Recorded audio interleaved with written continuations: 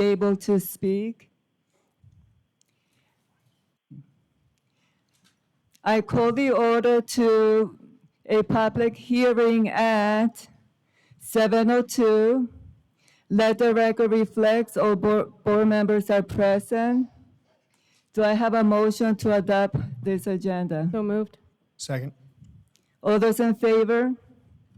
Aye. Aye. Aye. Aye, yeah. I call for the public hearing for the fiscal year 2022-2023 expenditure budget revision number.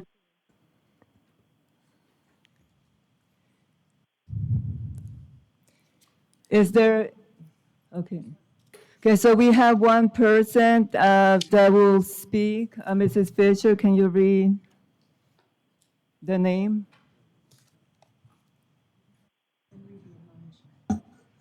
Will we do admonish them during this? This, because this is just a regular meeting. I mean, this isn't a regular meeting, this, okay. Ron Janashak?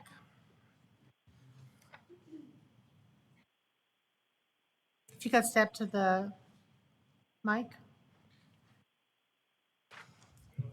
Yep. The board invites public comments on district's business in general and on any item in specific. All speakers must observe a rule of decorum. Speakers must fill out a card listing name, address, topic, and hand it to the board secretary prior to the president calling the meeting to order. That does not apply to the public hearing, though. If you wish to speak, you can. Speakers must make their comments in no more, this doesn't apply, no more than 3 minutes. If necessary, to accommodate all speakers within 30 minutes, overall limit, board president may shorten each speaker's time. Constructive criticism in this order, rudeness, vulgarity, disruptive conduct, or remarks disrespecting personal dignity are not in order and will not be allowed. Under the Arizona Open Meeting Law, the governing board cannot discuss or act on any items not listed on the agenda. Board members may respond to criticism made by a speaker, ask for staff to review a matter, or ask that a matter be put on a future agenda. That's the admonishment. I want to note that this is a public hearing. It is not a meeting, so anyone, regardless of whether you turn in a certificate, if you have a comment in a public hearing, you may speak. Go ahead. Okay, thank you. This is my first school board meeting ever, so I'm really, I expected this to happen after we had some debate going on. But what I do want to say, and one thing that I've noticed being around 64 years, it seems like school districts never have enough money. And I don't know what the budget exactly is, what you're going to be asking for, but all I am saying, I'm just asking for fiscal restraint because we all have to live on a budget, and times right now are really, really tight. So all I'm asking is if there's any way, if there's anything that can be done to use every penny as wisely as possible. That is basically all my comment is. Now that sounds like common sense, and I'm asking your forgiveness if you think I'm out of order here, but that is something that I've noticed with school districts throughout. They always have overrides. They're always asking for more money, and I am a taxpayer, and I don't know why this always has to be. You have beautiful facilities, and it doesn't cost that much to teach a kid to read. Uh, so anyways, thank you very much for giving me that opportunity, and that's all I have to say. Thank you. Thank you. We're going to go to Mr. Melgrabino. Do you have a presentation on this? Thank you, President Paperman, members of the board, Dr. Finch. This evening, we bring before you the final official budget revision for fiscal year '23. I say official because the budget is still subject to change, as many of the parameters that build our budget will change throughout and beyond our fiscal year. But this is the last time we're doing it formally because the statute requires it to be done before May 15th. This is really just minor adjustments, taking into consideration all the factors that go into the budget. Most notably, those changes are from the student population changes, since we are now, or since we receive our funding based on current year population, our current year funding. And these changes cumulatively amount to just under $3.5 million of an increase to the fiscal year '23 budget. That is up from the $279 million when the budget was revised in December of 2022. And it's up slightly from the adopted budget, which was adopted back in July at $276 million. These adjustments will be added to the budget and will likely contribute to the carry forward, the amount of money that will likely go unspent in '23 and will roll into fiscal year '24. Speaking specifically of this $3.5 million. And just because of at least the first comment that we received regarding this, would welcome the public to look at our Budget 411 site on our website. All of the fiscal accountability, including the budget revisions, are posted there. We will post this budget pending the decision from the board at the meeting to follow. It's not posted there currently because it's in the board docs pending board decision tonight, but which will happen later at the regular meeting. But there's a host of information in there to be able to share with the public how we steward taxpayer money. And as Ms. Fisher, Vice President Fisher mentioned, we do have to receive any public comments before we can move out of this public hearing into the regular meeting and allow the public to provide any additional comments that they might ask.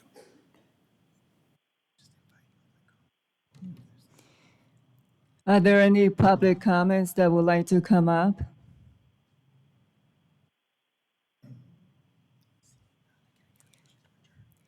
Okay, seeing none, can I get a motion to adjourn? Make a motion to 7:10? Second. All those in favor? Aye. Aye. Okay, we're moving on to our regular meeting.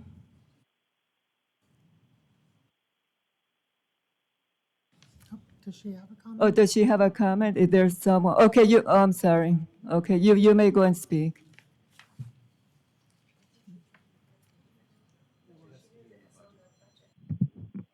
A little new at this. Is your comment on the budget? It's on out-of-state travel vouchers. That's the next meeting. Oh, that's, That's the Pardon? next meeting. yeah. We will have public comments in the next meeting. That one that we just adjourned was a public hearing. Okay. It's a So little confusing. We'll call you up. We'll call you. Good job. Okay, we're going to go to the regular meeting. I call the meeting at 7:11. Let the record reflect that all board members are present. If you are able to stand, please do so to do the Pledge of Allegiance.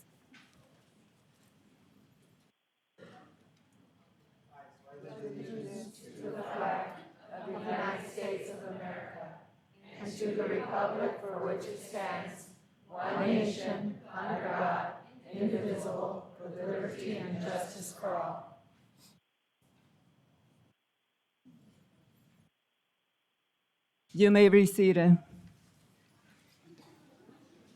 Can I get a motion to adopt the agenda? So moved.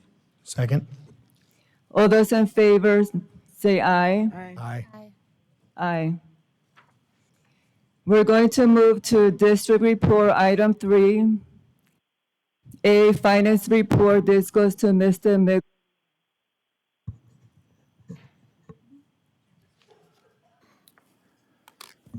President Paperman, members of the board, Dr. Finch, we have two regular monthly reports to share with you and a third report regarding the bond and election override shortly. The enrollment report through the 163rd day on April 26th showed a change in enrollment of 0.8% of an increase over the same time period last year. We have been holding true to about a 0.8%, or anywhere from 0.8 to a 1% change in this second semester of the school year. Just as a reminder, we are only funded based on the average daily membership through the first 100 days. This is comparing the 163rd day of this school year to the 163rd day of last school year, where that change is showing almost a 1% increase. But the funding that we will receive would be based on the January comparison because that's back when the 100th day was in session. And I'll be happy to answer any questions you have about the student enrollment report. Any questions? Moving on to item B, bonds and overrides, Citizen Advisory Committee update, Mr. Miglerino. President Paperman, just real quick before we get to the bond and override, I just wanted to share with you the April M&O override, or excuse me, the M&O report for April of 2023. It is basically unchanged when it comes to the budget, pending the board's action tonight regarding the budget revision that we just covered in the budget hearing, but it's showing a projected carryover of $15 million is the report for April, which is basically unchanged from the previous year, from the previous month, the last time we shared this with the board. So I just want to make sure that we covered that before we moved on to the bond and override.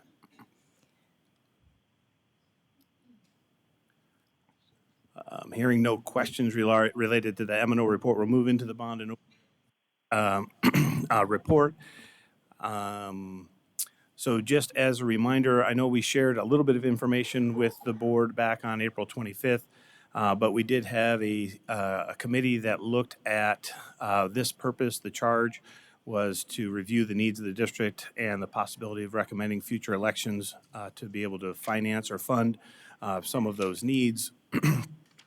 Back on March 2nd was our first meeting. You can see the areas that we covered: school finance, history of elections, tax information.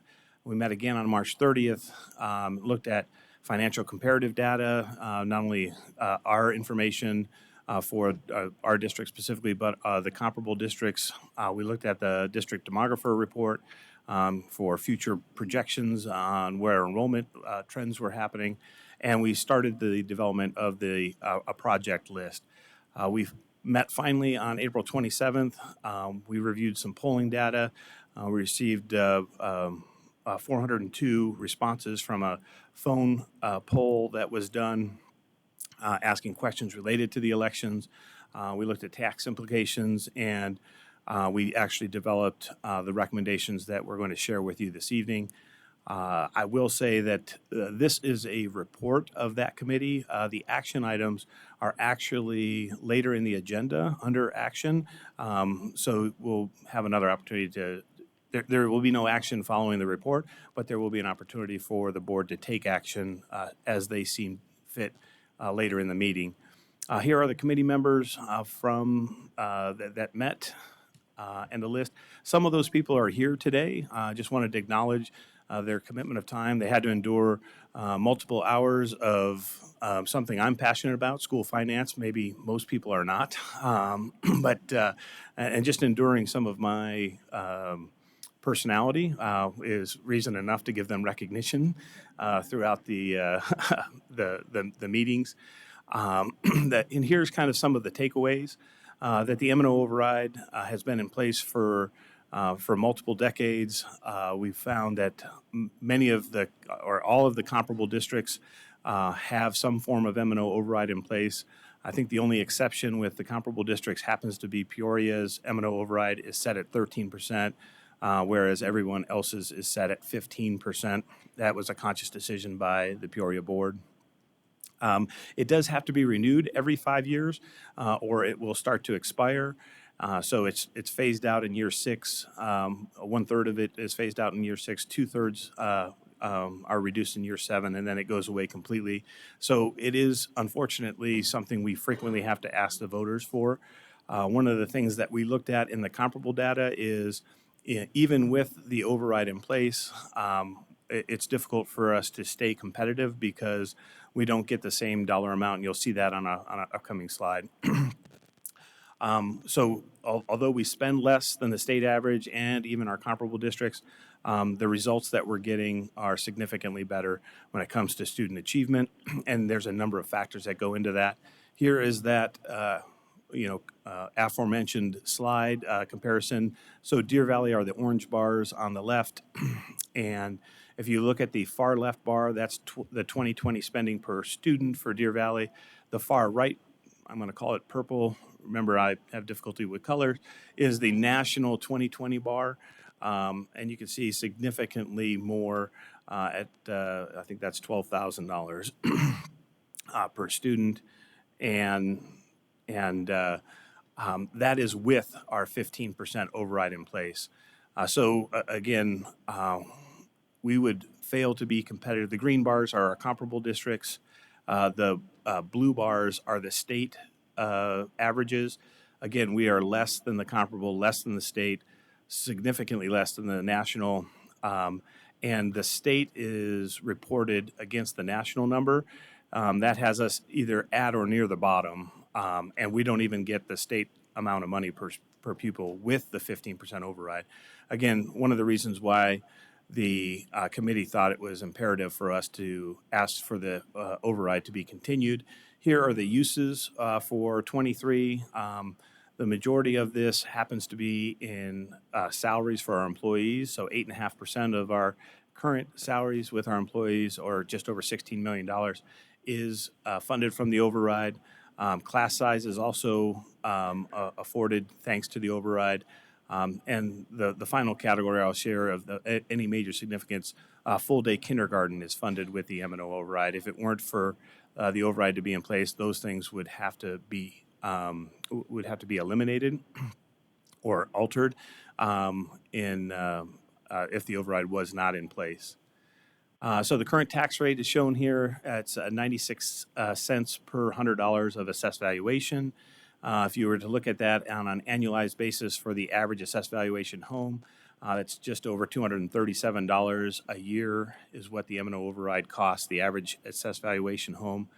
And asking it for this as a continuation, there would be no change. That $237 is already included in the taxes and have been for decades, so it would not be an increase to the tax.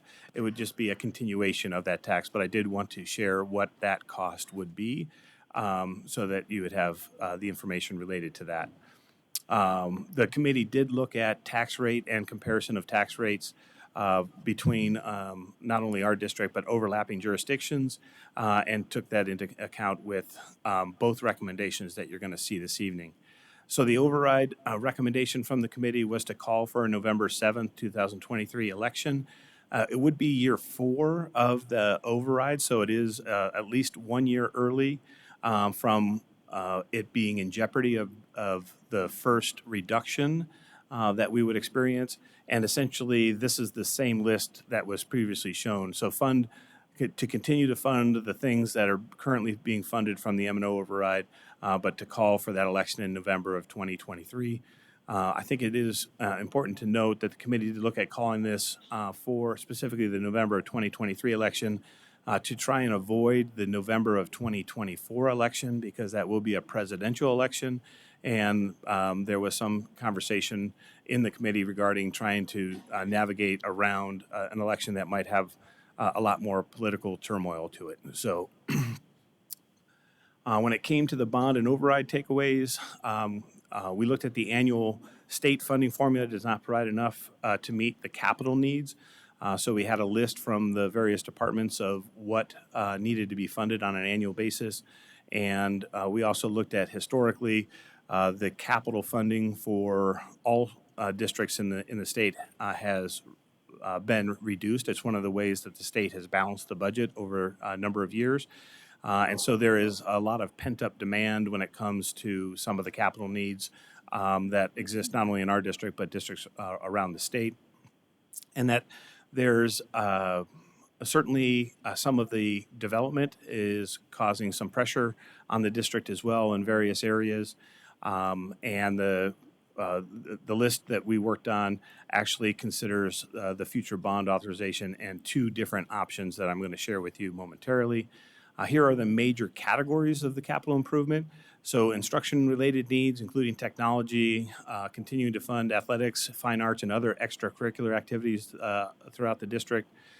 Safety and security is a big component. Building renewal, this includes maintaining our facilities to secure the investment of our taxpayers, so weatherproofing buildings, maintaining, parking lots, flooring projects, things of that nature.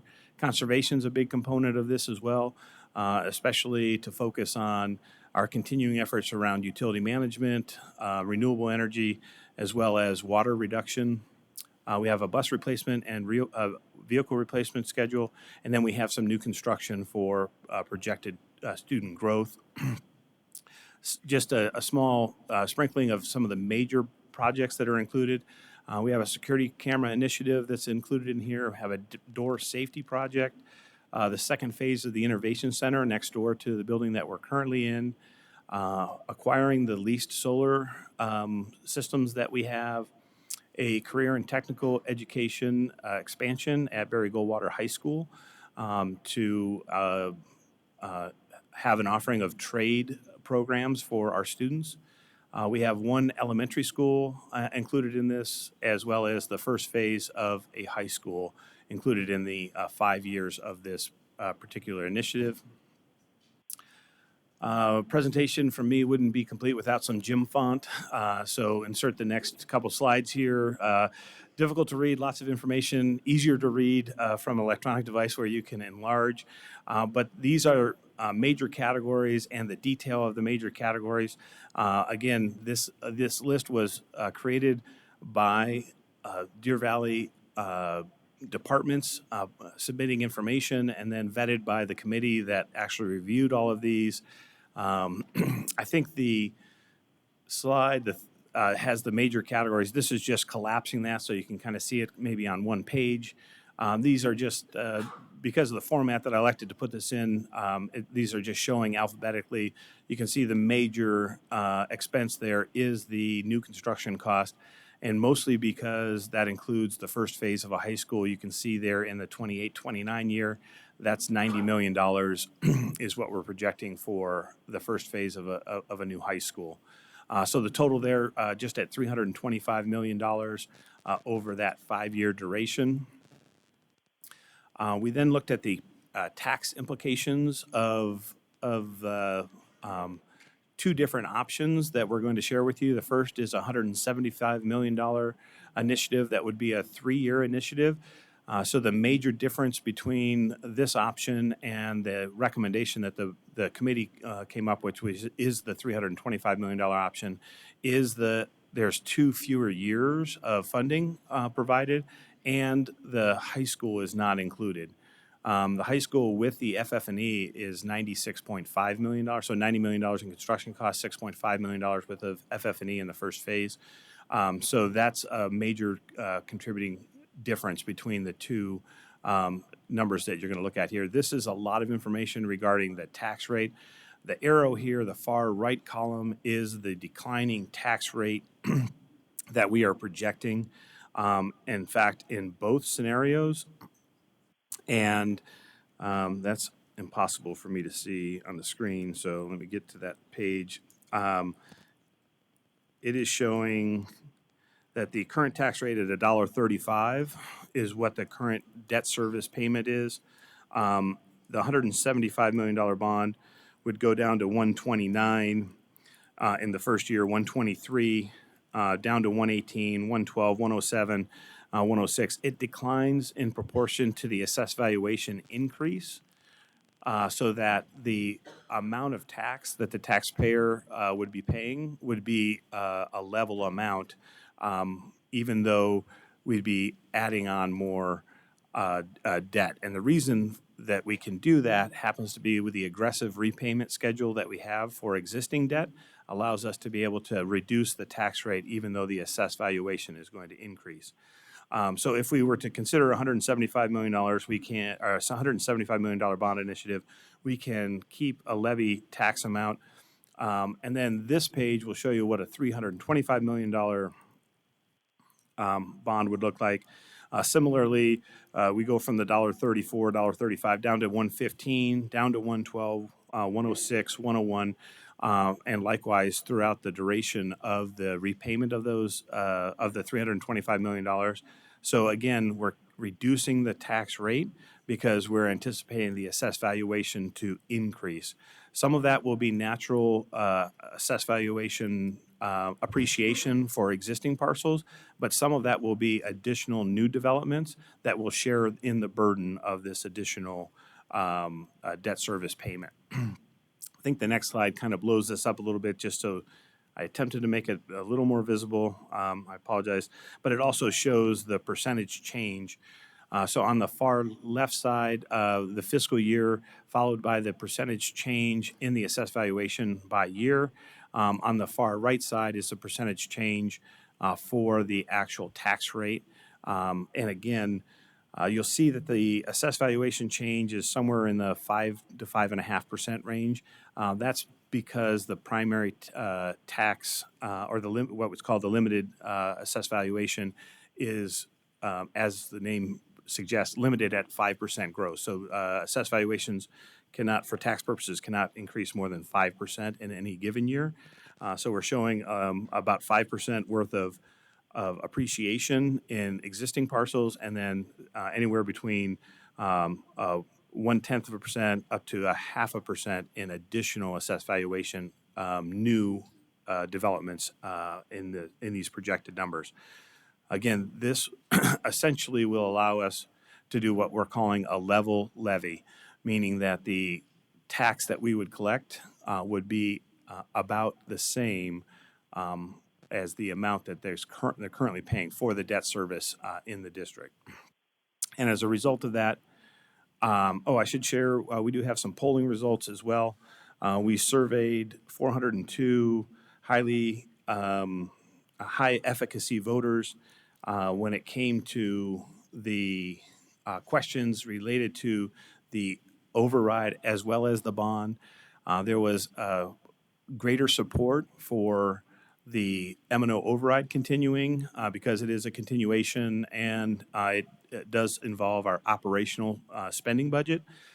There was a little less support, probably about 5 percentage points difference, fewer support for the bond election at the $320 million was the polling question because the list was not finalized. So the list grew to $325 million is what we're presenting this evening, but the polling questions were at $320 million.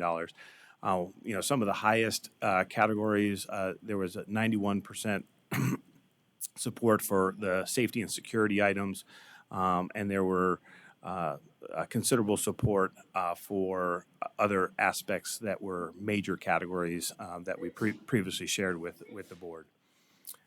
And we did share the details of those polling results with the board previously. So as a result of that, the committee is recommending to call for a November 7th election, a bond authorization in the amount of $325 million for 5 years. The alternative option that the committee came up with was a $175 million bond authorization for 3 years. Again, major difference there, 2 years worth of ongoing funding needs and the high school not being included in the $175 million initiative. That would require us to consider a potential bond authorization sooner. To have to come back and have the committee reconvene in the next 2 to 3 years to look at the growth, to see what's happening. But the cost of the election is not insignificant. It'll probably be just under $400,000 in order to even hold the election. So just trying to be cognizant of the fact that this is the first initiative to be able to have the board consider calling for this election. It does not mean that it is approved. It just refers it to the ballot so that the voters can decide. And then even after the voters decide, let's say it is successful at the ballot, we would have to bring back each bond sale to this board and get the approval from this board to make sure that we're not doing anything that isn't part of the plan or doing something that's not approved by the board in terms of the timing. Because as we have said repeatedly, I can't tell you that we need to build the school definitively today in the high school in 2028 and 29. But by all indications from all of the people that we've received input from, we will be building a high school. It's not if, it's when. This would just allow or secure us the ability to have the funding, but it would not mean, number one, that the election was approved by the voters, and number two, it would give this board the opportunity to make a future decision as to when we should actually sell the bonds to be able to pay for any of the projects, including the major projects like the building of schools. So with that, I'd be happy to answer any questions. Again, there's no action item from the report, but there are two resolutions that the board will consider under action items. One of the resolutions, the bond resolution, actually has a blank for the amount of the bond authorization. Obviously, if the board doesn't approve it at all, we don't have to fill it in. But if the board elects one option over the other, we will have to indicate if the board is calling for the $325 million bond or the $175 million bond, or the other option is for the board not to call for that election at all. I'd be happy to answer any questions. Any questions, Mr. Carver?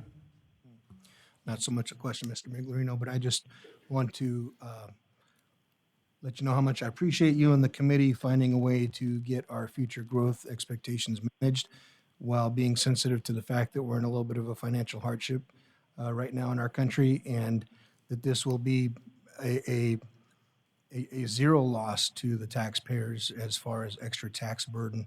Matter of fact, the percentage will decrease over time, as you covered very well, and I just want to thank you for that. There's a lot of different organizations that would just simply say we'll keep the tax percentage the same while values are going, and take some sort of imaginary windfall and at the same time hurting the community. So I think this is a really good way forward to manage our growth and not have it hurt anybody financially. So thank you for that. Mrs. Orway? I will echo Mr. Carver at that moment. Clarification, when we do our election during a normal election cycle, or an abnormal one, are we paying the same or different for the election? President Paperman, Ms. Ordway, the election costs would change depending on what else is on the ballot, because there are some shared expenses with other overlapping jurisdictions, for example. So if it was, and I should note, we can only have our elections in November. Yes. So there aren't any other alternative dates for us. It has to be in November. But the price can change slightly depending on what overlapping jurisdictions might be also asking for something to be on the ballot. Thank you. I have a question. So my question is that we have elementary number 33, high school number 6, new construction and growth, and then we have everything else on the list that we need money for. So my concern is the majority of the money going to be in building schools? Because there is a long list. For example, class sizes, grades, here it says 7 to 12 class sizes, grades K to 6. We need new buses, counselors. So if we're going to be spending most of our money in building school, how are we going to take care of everything else that is on the list, the issues that we have right now? President Paperman, excellent question. And these are two distinctive items. I know they were combined into one report, and I apologize if that caused some confusion. but the M&O override is specifically for our operational expenses and not to be used in conjunction with any of the bond-related expenses. So it would be specifically for those items that we listed: salaries, class size, kindergarten. So that's a separate consideration that the board will make as to whether or not to continue that existing M&O override. The bond is a different consideration for the board to take under advisement this evening, and it is specifically for those other items, and the two cannot be mixed. So the bond dollars are for capital improvements such as the building of schools, maintaining a safety, buying buses, and things of that nature. So two separate decisions that the board needs to make this evening. Okay. Can you explain to the community M&O override category, existing M&O salaries, 8.5% of existing salary? What does that mean? So President Paperman, that means that $16 million worth of the current salaries are funded from the M&O override. So if the override were to go away completely, then all employees would have to take an 8.5% salary reduction, or other adjustments equivalent to $16 million would have to be made throughout the district. Okay, so this is the priorities that I'm looking at. You say there's two separate things that the board needs to look at. My priorities that I see here is, of course, staff salary and everything else that needs to be taken care of. Building schools, from my perspective, we need to have a list of school of total population of students, so the board can see, because there's some schools that have low amount of students and some schools that have probably overcrowded. So we need to look at that. Any other questions? I'll reserve them for the item. I Ms. just wanted to clarify, okay. because the understanding with the two different bonds is that the higher one, the 325 would cover the growth of the building of the high schools in the second school, right? And the 175 would not. So I think that's. President Paperman, Mr. Michek, yes. So the difference between the two recommendations essentially is 2 years worth of funding for. So embedded in that list is like a replacement schedule for buses. I think it's $2 million a year. So there's 2 fewer years of bus replacements in the $175 million offering because it's for 3 years. So that's a portion of the difference between the 175 and the 325. But there's almost $100 million wrapped up just in the first phase of the high school that's also in that beyond just the 2 years. Thank you. Thank you, Mr. Miglerino. We're going to move on to district report, item 3. Mrs. Fisher, can you please read the admonishment? Oh, call to the public, so public comments, sorry.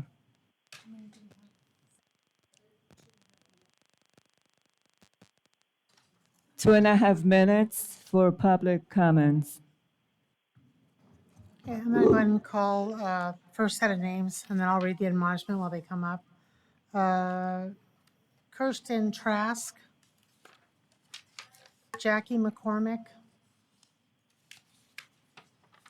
Lisa Taylor, Tiffany Benson. If you could start lining up. The board invites public comment in the district's business in general and in any agenda item in specific. All speakers must observe the rules of decorum. Speakers must fill out a card listing name, address, topic, and hand it to the board secretary prior to the president calling the meeting to order. Speakers must make their comments in no more than 3 minutes.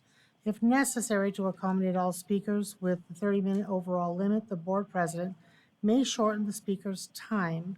Constructive criticism is in order. Rudeness, vulgarity, disruptive conduct, or remarks disparaging personal dignity are not in order and will not be allowed under the Arizona Open Meeting Law. The governing board cannot discuss or act on any items not listed on the agenda.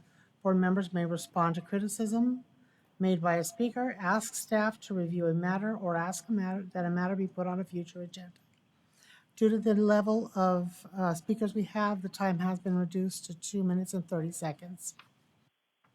Go ahead and speak up, step up to the podium in the order I called your names, and state your name for the record.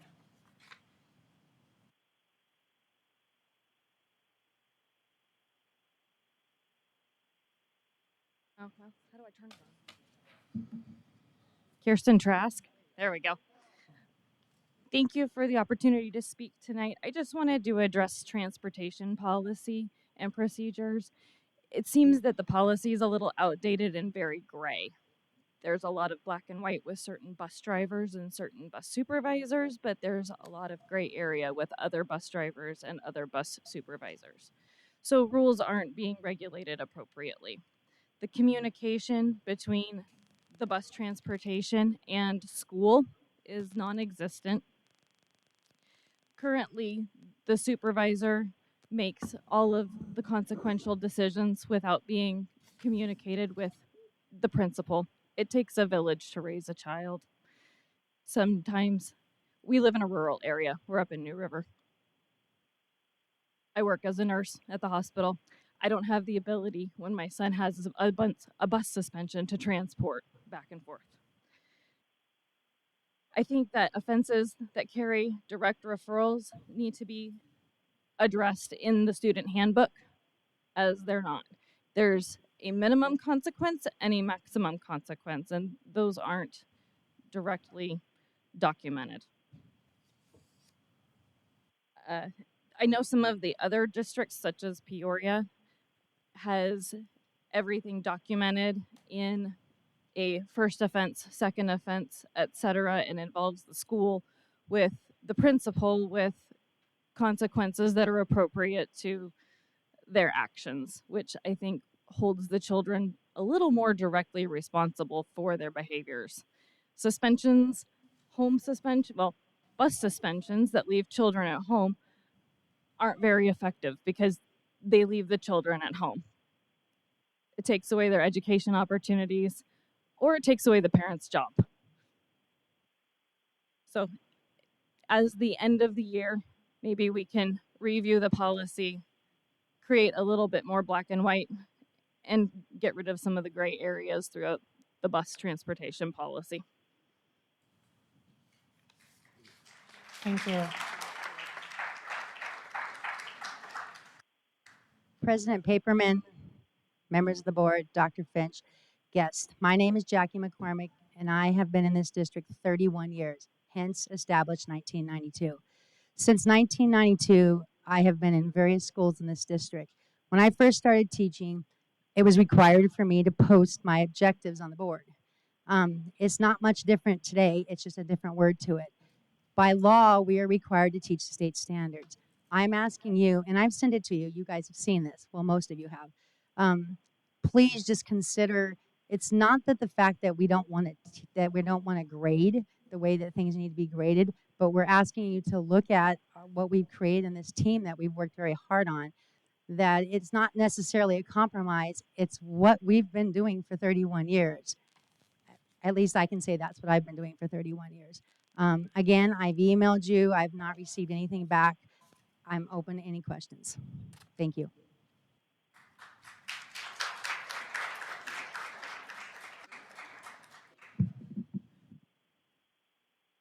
I'm Lisa Taylor. Thank you for volunteering your time to our district. I'm a Deer Valley parent, classified employee, and a taxpayer. I never heard the results of the parent-employee survey about the pay raises. I personally voted for all staff to get a raise. I understand the district is taxpayer funded, which is why I emailed a suggestion of adding 25 cents more per hour to the classified salary recommendation for those with 1 year or more service, making the classified $1 more per hour. I said in the open market, classified workers can make much more anywhere. Dr. Finch was quick to point out that the district pay is in-school market pay and the same as our peers, and we're right on target. To that, I say, let's be extraordinary and pay more than in-market school pay. My coworkers say 75 cents an hour isn't even a cost of living raise. They want $2 per hour, and they can find it outside the school market. Let's value our employees and recruit the great ones from other school districts by having extraordinary pay. We can have better work conditions and weed out the non-performers by paying more than our peers. I feel the retention bonus would be more meaningful if it was paid out by years of service, not the same amount to a brand new employee than someone that's been there 8, 10, 20 years. We have some great employees who deserve pay and appreciation. Our schools are in trouble. My kids ride an overcrowded bus with half-naked girls, find alcohol, kids vaping in the dirty bathrooms daily, not to mention school fights. I'm tired of hearing we're short-staffed. These things can be improved with a competitive classified wage. We desperately need bus drivers, quality maintenance workers, security, food service, paras, and office workers. Please consider raising the classified pay recommendation. We have great workers that need support. Many have worked all year short staff. We could lose good people. The district often likes to blame state legislators for not having enough money. However, when Governor Doug Ducey said 20% by 2020, he said all staff, including cafeteria workers. The district chose to pay only teachers. Classified staff lost a week's pay during the walkout and received no raise. Dr. French said classified has received 30% more since he's been here. That is mainly due to the minimum wage being raised by law. I enjoy my job. I care about the students and my school. I want to be proud of my workplace. Right now, it's dirty and needs maintenance. Kids need guidance and accountability. I'm guessing it's a Title I. They do that.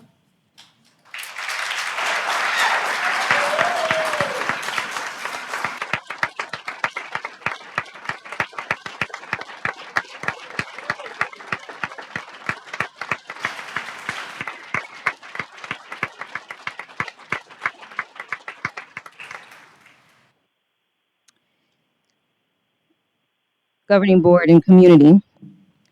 I attended my first DVUSD board meeting on April 11th. The Can you please- environment was so toxic that I debated whether to come back. Excuse me, can you please state your name for the record? Tiffany. Sorry. After the meeting, a board member spoke with me outside. She was curious as to why I stayed. When I expressed concerns about all the pedophiles from this district that made headlines the last few years, the board member said to me, "There's pedophiles in every school district." And when I asked why pedophiles were allowed to resign instead of being terminated, the board member said it gets them off our books. So there's a monetary benefit in keeping employees, even sexual predators, and it far outweighs student safety. I later found out that this board member was friends with a former online high school teacher who was convicted for having sex with a student. That same night on April 11th, I also spoke with an admin about the district's hiring practices and later found out that this was a deputy superintendent of HR. She told me everyone who was convicted was a first-time offender with a clean background, and no behaviors alerted the district that something was wrong until police got involved. So the online teacher, the board member's friend, was actually caught messaging students through his social media account, but was only ever disciplined for violating the district's internet usage policy. Had he never been convicted, I believe his resignation would have afforded him maximum privacy and given him the opportunity to work in another school district. I just thought DVUSD parents and communities should know that you have leaders who are here to make themselves and the district look good, or they're here for financial reasons. Either way, they're not here for your kids. If you want to blow the whistle on anything that's happening in DVUSD, visit schoolboardwatchlist.org. That's schoolboardwatchlist.org, and fill out an investigation request. My name is Tiffany, and I'm with Turning Point USA.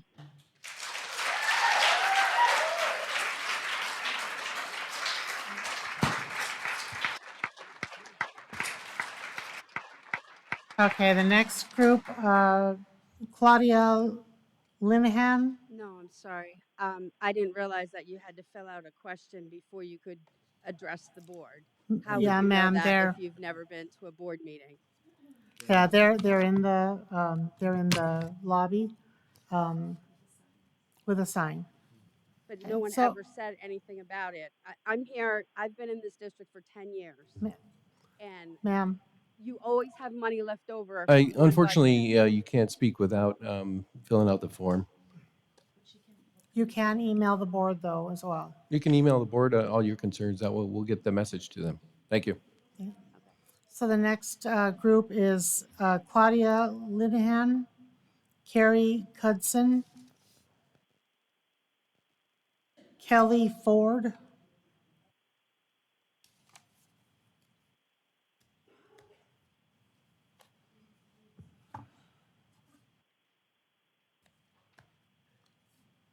go ahead and step up to the microphone, state your name for the record. Okay.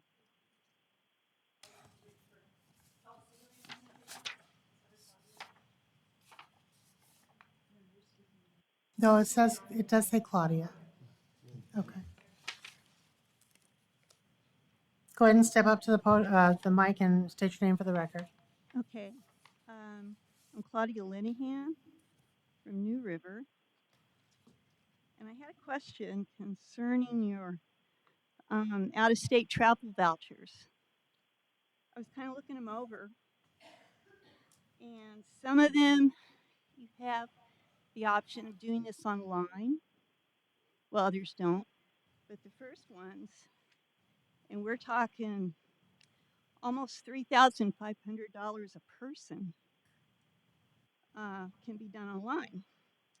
It's for the International Society for Technology and Education, and you've got 7 people. So I kind of did some math. It adds up totally to $22,887.75. And of that, if you were to do it online and just pay the registration fee, excuse me, it would be $4,949. There is a difference there. And I know that this may seem small in comparison to all the other figures that people throw around concerning schools, but it's little foxes that get under the fence and spoil the grapes. And this adds up. And then I have another question back here concerning your advanced placement program. You're wanting to, it says there's no online alternative for the training on that. You're wanting to send somebody to this in Seattle, Washington, and it says discover proven methods for increasing equity and access to the AP. What do you mean by equity? When my daughter was in the AP program, it was by merit. And then when she was in it, it was by sustained merit. So if she didn't do the work and she didn't make the grade, she got ousted from the program. So, I mean, what are you trying to tell us? That you're trying to, you have some different way of. Ma'am, your time has expired. Thank you. If you have further comments, you can email the board, but your time has expired. Okay.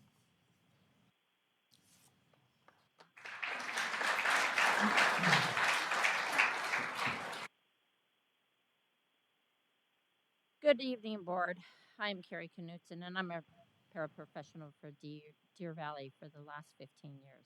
And I still don't make $20,000 a year. I am required to have a level 1 fingerprint card, first aid, CPR, and VACI training. We are the first responders to our school. We handle the school's toughest children. We are more likely to be hit, bit, scratched, and kicked while we're trying to get a child to behave so they can learn to be a productive member in the society. Most parents want this job so they can work the same hours as their children do. With the cost of living increasing, classified personnel are having to work a second job. We have a staff shortage because the risk is no longer worth the pay. Meanwhile, our state is continuing to defund public school to fund private and charter schools that are not held to the same rules and regulations. Our children deserve to come to a safe place where they are taught to read, write, and arithmetic. Our schools should provide safe transportation, healthy food, and a qualified supporting staff. We need more staff. We need people to, we, sorry, people are having to work 2 jobs at school to handle all the extra work that needs to be done because we are so short-handed. Give classified the raise they deserve, so perhaps we will have more applicants. Fill the positions at school. So show your support by accepting the NST salary recommendations as they are written. Tonight, the school board, you have the opportunity to better our lives as we strive to better our lives of our children and the community we all live in.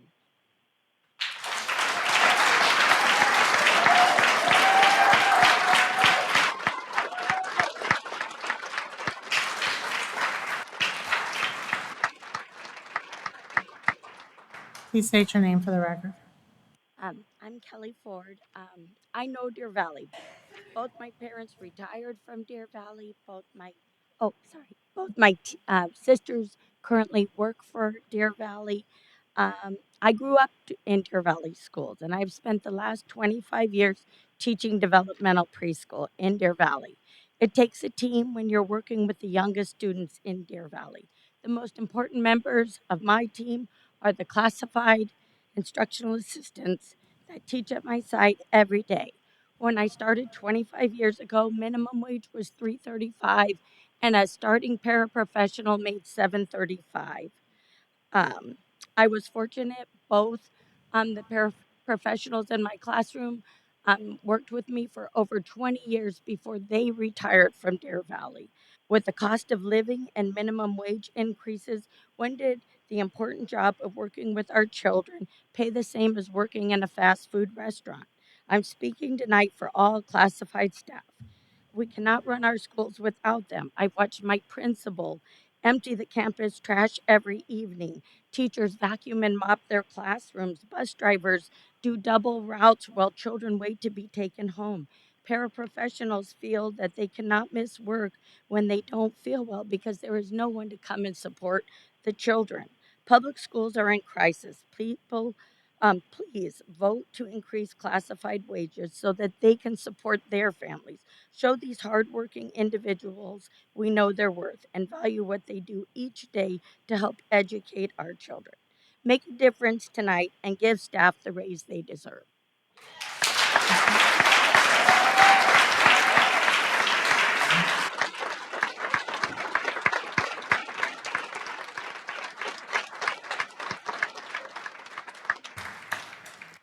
I would like to request that we put on a future agenda a discussion regarding the transportation policy and the handbook, and also taking a look at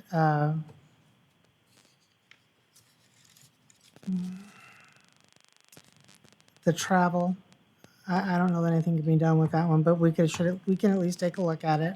And I believe we already have a discussion later on regarding salaries. Thank you. Moving on to old business. 8, approve City of Phoenix letter of intent for state land adjacent to Sandra Day O'Connor. Do I have a motion to approve this So item? moved. I move that the governing board approve the City Oh, of Phoenix sorry letter of about that. Do that intent again. for state land adjacent to Sandra Day O'Connor. Mr. Miglorino, do you have a presentation on this? Would you like me to second that? Second. Kind of did it opposite. Okay.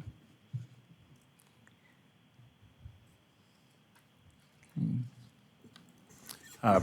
President Paperman, members of the board, Dr. Finch, I did want to acknowledge that Ms. Fall is here from the city of Phoenix as well. The presentation is the same presentation that we shared with you at the April 25th meeting, and I'll just go through it quickly for the members of that would be in the audience that may not have seen the April 25th meeting. This is exploring an option to release ourselves from a state land lease for a portion of the property that Sandra Day O'Connor High School currently sits on. We do not own the parcel. It was a 75-year lease when we acquired it. back in the early 2000s. And this would allow us releasing our interest in that would allow the city of Phoenix to entertain the option to purchase it from the state land department. Here's kind of an overview of the area. You can see a little hard to maybe make out behind the shading, but the school is in the lower or southeast corner of the parcel. The parcel is quite large, and most of it is undevelopable. If maybe I just made a word up, but the due to the topography. And it is adjacent to an existing city park, the Deems Hill Recreational Area that you see there in the shading just to the north and west of the school site here. Maybe a little easier to see here. I didn't realize we had cool graphics like zooming in on this. What is being proposed at the corner of Hackamore and 39th is for a trailhead that you can see there. That would be just to the west of the parking lot that you can see behind the shading. That is part of the school property. And in that parking lot would be the ability for us to have some additional student parking, about 100 parking spaces. This includes a 250-foot buffer so that there would be some separation between the property that that has been improved for the school and any improvements that the city of Phoenix would do. Their intentions are to create a trail, as you see depicted in this line here, that would connect to the existing trail system that's in the Deems Trail Park already.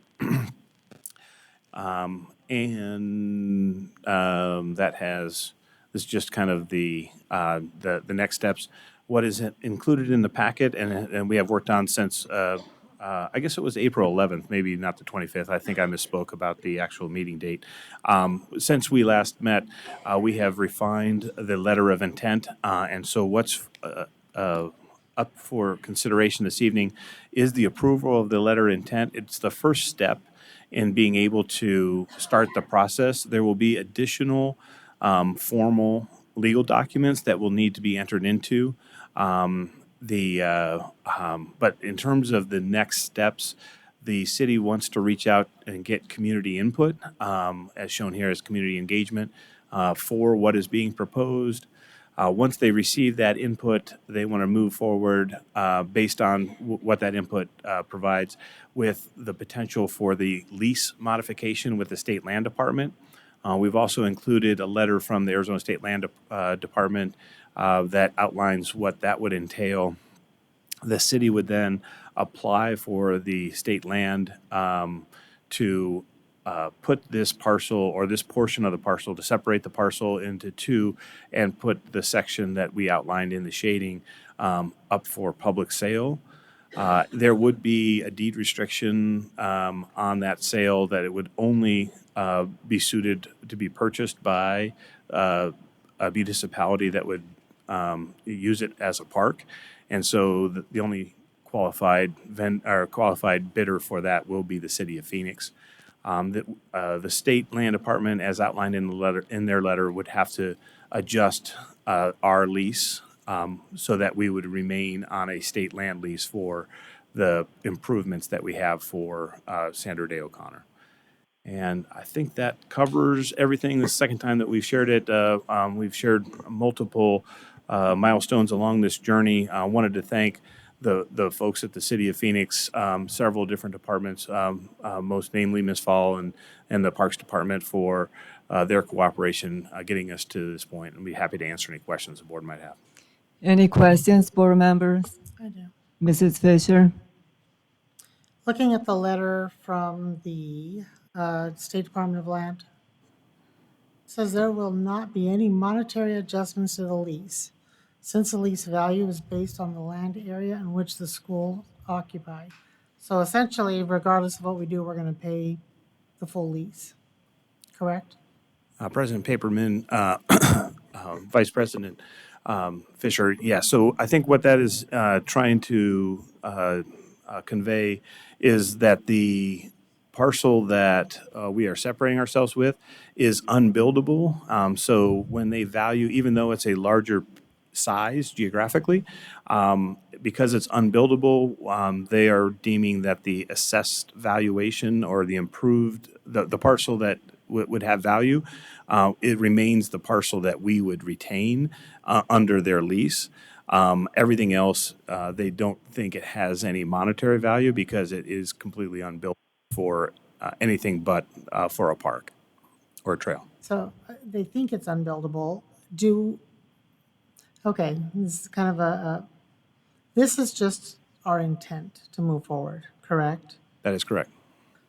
When the actual agreement comes forward, if it has anything in it that's questionable or not beneficial for Deer Valley, can we back out? President Paperman, Vice President Fisher, yes. This is only the letter of intent that basically outlines what our intentions are and our understanding. And in the city letter, it does indicate what their intentions are as well. And so they would be obligated to the same. So assuming that all intentions are met in the letter of intent, it is believed in good faith that we would move forward with, so long as all of the intentions that are outlined in the letter of intent are met. I just want to make sure that if they, because I mean, City of Phoenix had good intent with City of Glendale in the building of a ballpark. And then when it was done, it was a handshake deal. So when it was done, City of Phoenix said, cool, thanks for building it. Costs on you. Bye. And took it. I just want to make sure that we are protecting Deer Valley. I do not trust the Phoenix City Council. I don't trust the City of Phoenix, to be perfectly honest, because I've seen too much. But I think if it's a good thing for our district, I'm all for it. I just want to make sure when we see the final paperwork, if something is not okay for Deer Valley, we can say no. And Okay. President Paperman, Vice President Fisher, I would say that we believe that part of this will include an intergovernmental agreement that will not only have to be reviewed by the attorneys on either side, but also approved by both bodies, both the City Council as well as the governing board. This will take a little bit of time to put all this together, so this is not something that we would expect. Just even the community engagement will probably take months. So this is not something that would happen in the foreseeable year. It might take a year or two before we would bring this back to the board. Thank you. Thank you, Mr. Miglorino. I will call for the vote. All those in favor say aye. All those that oppose say nay. Aye. Aye. Moving on to item B, do I have a motion to approve the FY24 negotiation team salary recommendation? Do I have a second? Second. Mr. Miglorino, do you have a presentation on this? Did she read it? Yeah. President Paperman, members of the board, Dr. Finch, yes, we do have a presentation. Much of this is the same information that we shared with you previously. That was April 25th. So let me get my board meeting straight. So just quickly, the process, again, the NST process, these are the members, many of which are going to be in the audience this evening. I wanted to thank them for their commitment of time. We met again this evening, actually even went through the debrief, which is part of the process as well. We're still working, even though the salary recommendation has been developed. Just wanted to list the meetings. So this was not something that was done that over a short period of time. There were several attempts at creating the language that you're going to see this evening. I did want to also point out that the NST process is memorialized in both the manuals that have been approved by the board and the references for the sections that are there. Did want to recognize the work of the committee. So a benefit recommendation was approved and already has been adjusted. There was a slight revision back in April 11th. And we did create the salary recommendation that we previewed with you. at the April 25th meeting, and we are bringing it back for formal consideration tonight. So that is what the board is deciding this evening. We did hope to bring the salary schedules back to you this evening as well for next year. We will have to postpone that because the tentative agreement also needs to be approved as well. There's some conforming language that needs to be adjusted on the salary schedules pending the outcome of the tentative agreements. So here are the budget assumptions. Should be noted that the legislative body is working on the state budget as we speak. There's likely going to be some additional funding beyond these assumptions.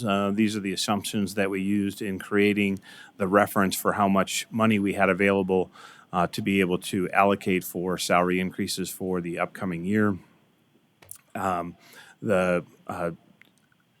Essentially, there is going to be some additional one-time money, a fairly significant amount of money, $8.4 million in one-time money that we should expect if the budget is approved as was presented this week, but that has not been approved as of yet. I think the notable thing here is this will be the final year of the ESSER funding, which is the federal stimulus dollars. We are accounting for that in our work. Again, just kind of a summary of all of the things that are wrapped up in the April 25th version of the budget projection. That is important because we use trigger language in the salary recommendation that if anything were to change based off of the number that the April 25th edition budget version created, then that would require the NST to reconvene and decide how to spend those dollars. Again, with the budget decisions that are being discussed this week at the state legislature, it's likely that that will be the case. Again, that is also pending the board's approval of the salary recommendation as we've presented it. A couple additional slides that I've included here. This is just a history of the salary increases in our district.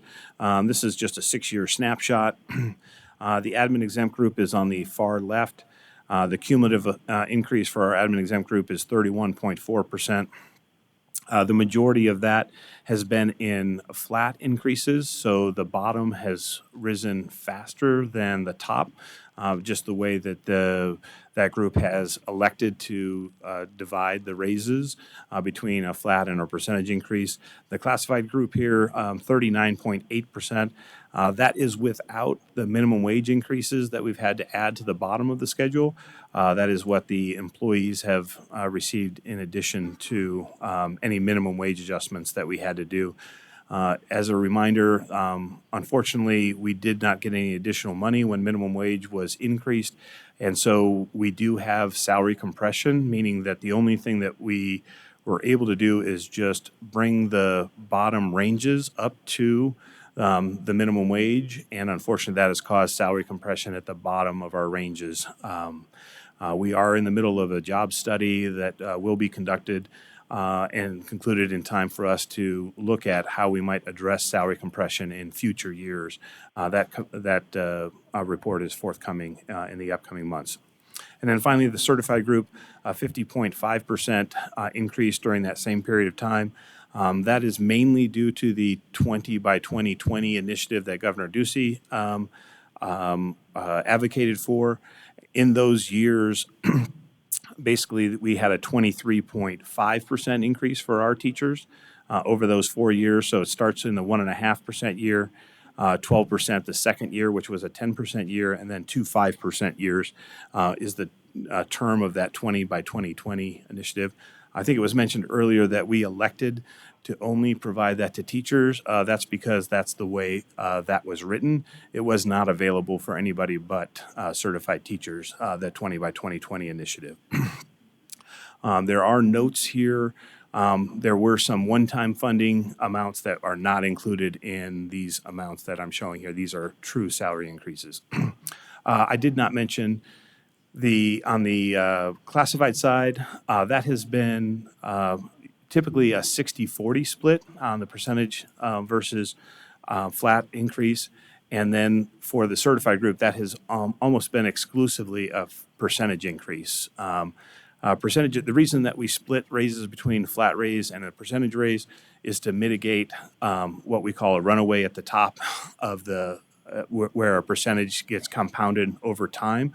And but the certified, because the 20 by 2020 initiative was truly a 20% increase for teachers, we got in the habit of providing straight percentage increases. Last year, the governing board provided some direction that limited how much could be a percentage increase, and this salary recommendation does take that into consideration, that there would be limited.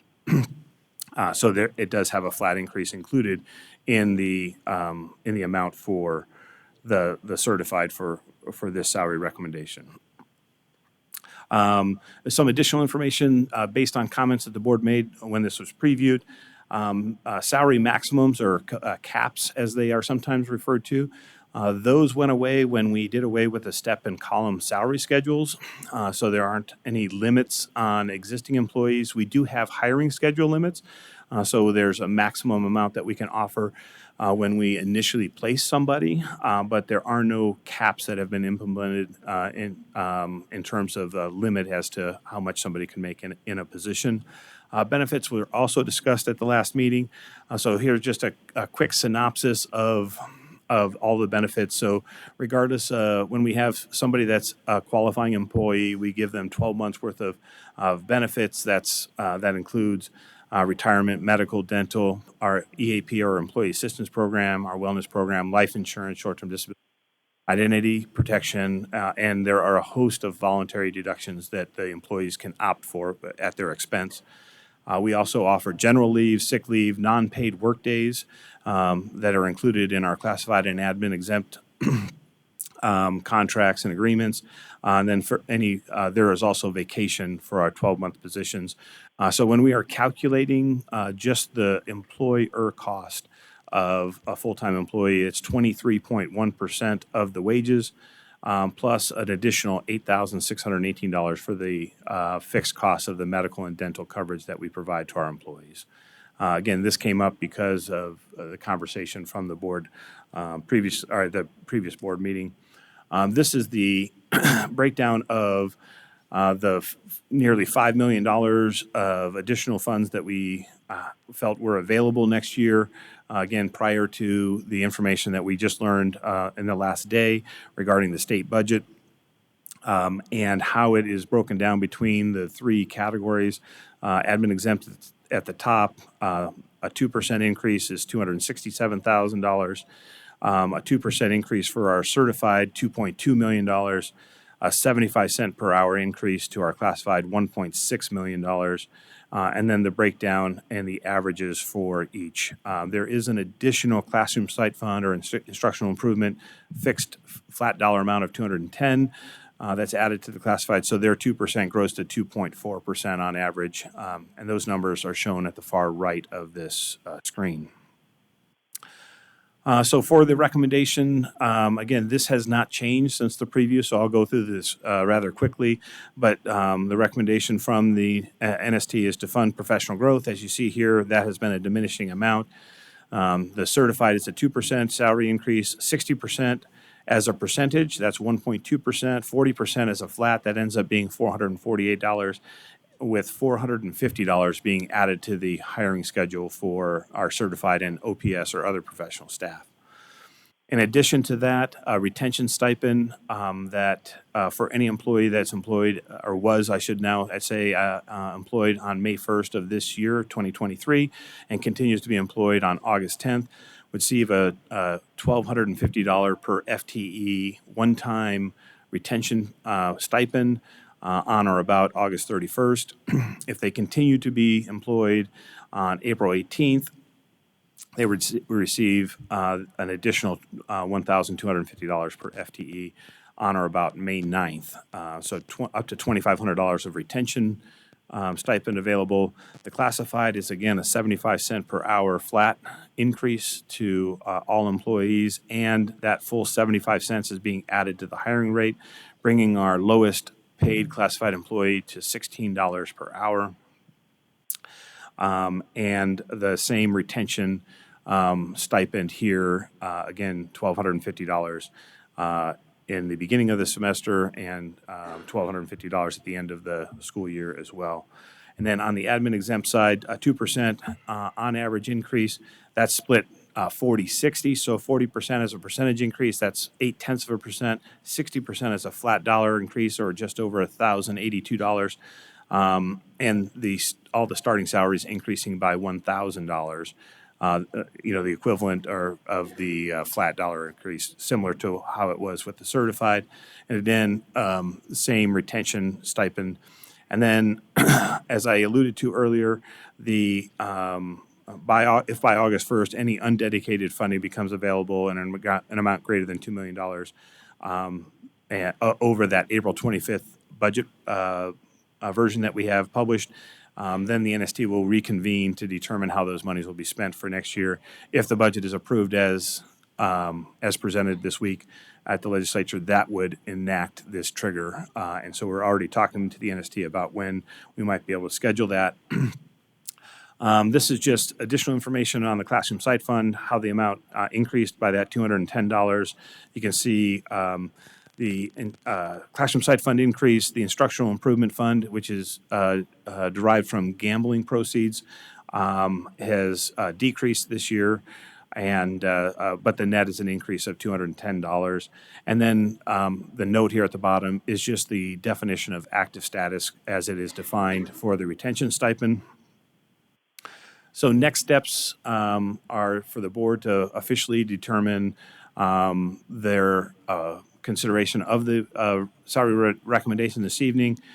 We will also have the budget revision later in this board meeting that needs to be approved. We will have to bring back the salary schedules for a future meeting. Then we will work on the actual proposed expenditure budget in June, and by July 15th, the adopted budget will have to be considered by the board to meet the statutory requirements. So I'd be happy to answer any questions the board might have. Any questions, board members? Oh, I'm sorry. We have public comments around this time. Any public comments? Oh, that's three? Yeah. Okay, three public comments. So we have Steve Lundy, Harley Kilman, and Kelly Fisher. And they were all here for the admonishment, so it still applies. Just telling you.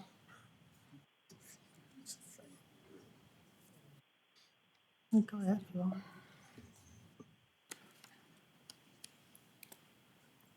Good evening, President Paperman, members of the board, Dr. Finch, and guests. My name is Steve Lund. I'm president of DVUSD, which represents classified employees. Thank you for this opportunity to speak on behalf of classified employees. I sit on many committees in this district and represent classified employees, but none as important as NST. NST is the bargaining team for the employee salary and benefits. Tonight, you're being asked to approve a salary recommendation. We spend a great deal of time working on these recommendations, and it is always a collective effort in which many concerns and ideas are brought together to be able to present what we think is a fair and agreeable recommendation, and tonight is no different. The NST is in full agreement with the proposal tonight as a fair and reasonable recommendation. We understand that more needs to be done to help with the salaries for classified, but this recommendation is presented with all employee groups in mind, not just one group. It takes all three employee groups working together to achieve the goals of this district. Please remember that the classified employees are receiving double the percentage of the other two groups in this recommendation. Thank you again for your time to speak.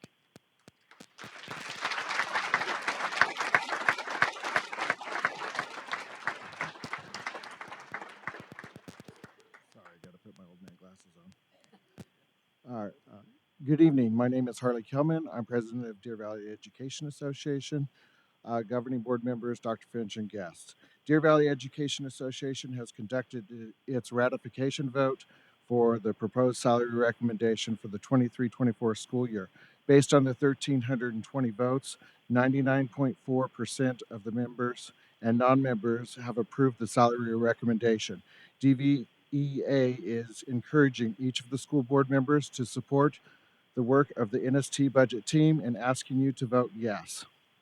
DVEA, along with DVESPA, BLT, and district leadership, have worked diligently to come up with a recommendation that has taken into account many comments made by school board members this school year.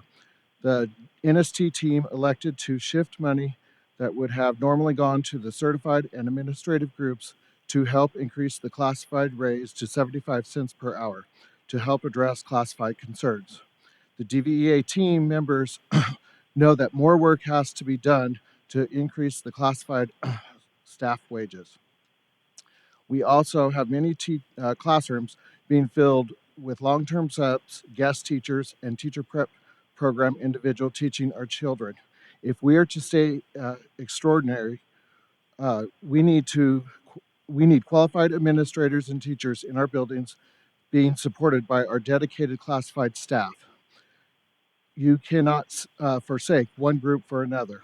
As a district, we need to make sure that we are moving the salaries of all groups to keep filling our empty positions. Sorry.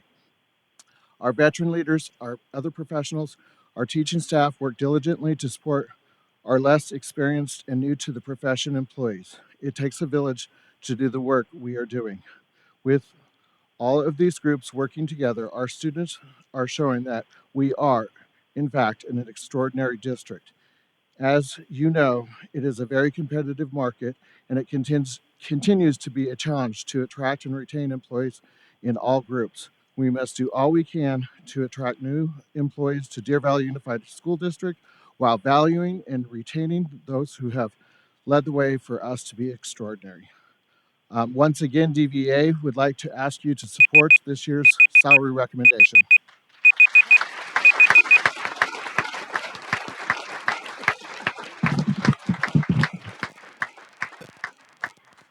President Paperman, governing board members, Dr. Finch, colleagues, and guests. My name is Kelly Fisher. I'm a 24-year veteran kindergarten teacher at Park Meadows Elementary School, and I currently serve as the vice president of the Deer Valley Education Association. I want to start by saying that every single employee in Deer Valley Unified School District deserves a raise. The negotiation solution team worked diligently throughout the year to ensure that every employee sees a raise whenever funding allows. The DVA team on NST, including me, is asking the governing board to approve the NST plan as proposed. It is imperative that we continue to value our employees.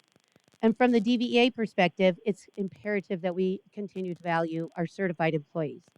Currently, Arizona is ranked 44th in the nation in teacher certified employee pay, and that is without factoring in inflation. And Arizona teachers, on average, make 32% less than other professionals with the same educational level. On a daily basis, we have anywhere from 140 to 150 open positions for certified employees. And I'm guessing that as the year nears an end, there will be more. We cannot afford to have classrooms open. Our students deserve a qualified, certified teacher who feels respected and paid according to the work they do, to give the students an extraordinary education. Any changes to the proposed NST plan, salary recommendation that negatively impacts the employees will again negatively impact our students. And I think we can all agree that that is not what's best for Deer Valley. I encourage you to pass the proposed recommendation as written. Thank you.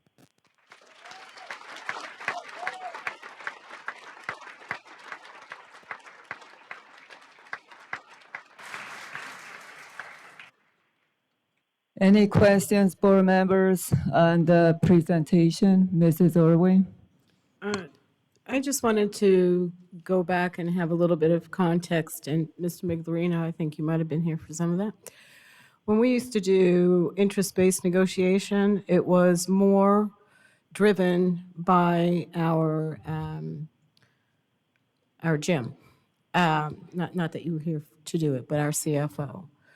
And it was very contentious. That's a nice word. If anyone in this room has ever attended it, you will know that it was not productive as team building, or it just wasn't productive. So through the years, we morphed and used our continuous improvement model to get to this negotiated solution team. And when they say team in the beginning, it was kind of a fight between teams. BLT was decided that they were going to be created, and they not only show or are there for building level administrators. It includes other people, maybe somebody that's sitting on the dais, Sheila.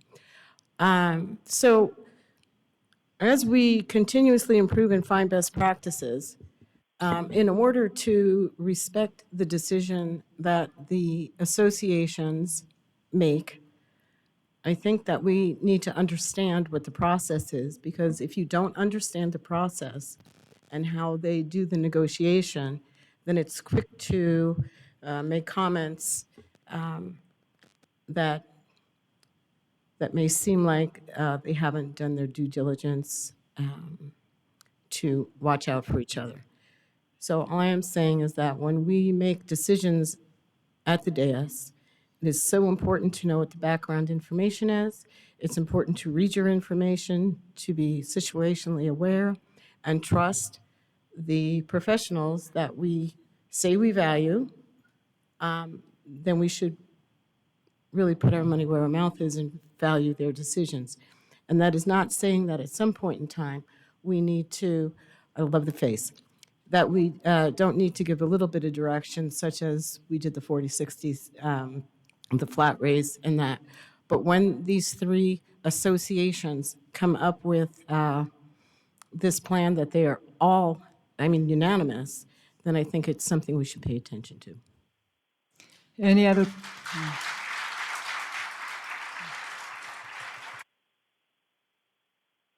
Any other questions, board member? Mrs. Fisher? I just have to note, because I have been in those contentious situations in that seat. And it doesn't always have to be contentious. I do think that it's notable the work you have done on this submission. That does not mean the board gets to just trust. Only because we do have to make sure that all the needs of this district are being met. And that is why the question has come up over and over and over again about our classified staff. I am glad to hear that they are approving where we're at. I'm glad to hear that they are in support of what we're doing. But it does not nullify the importance of the future recommendations, of the job study that we're doing that is imperative for next year. And it does not mitigate the work we did in the past to fix that scatter plot or to fix compression. And there are times, now this is not one, but there are times where the board does have to step in and ensure that the whole district is being considered. That's not tonight, but it is something that we need to do. So I do want to thank the committee for the work they did. I want to thank the outreach for our classified staff, recognizing how challenging those pay scales are. And I want to thank Mr. Miglerino for noting that there is compression due to that increase in the minimum wage. I in a small organization, and we were able to take that to a percentage and spread it all the way up the company.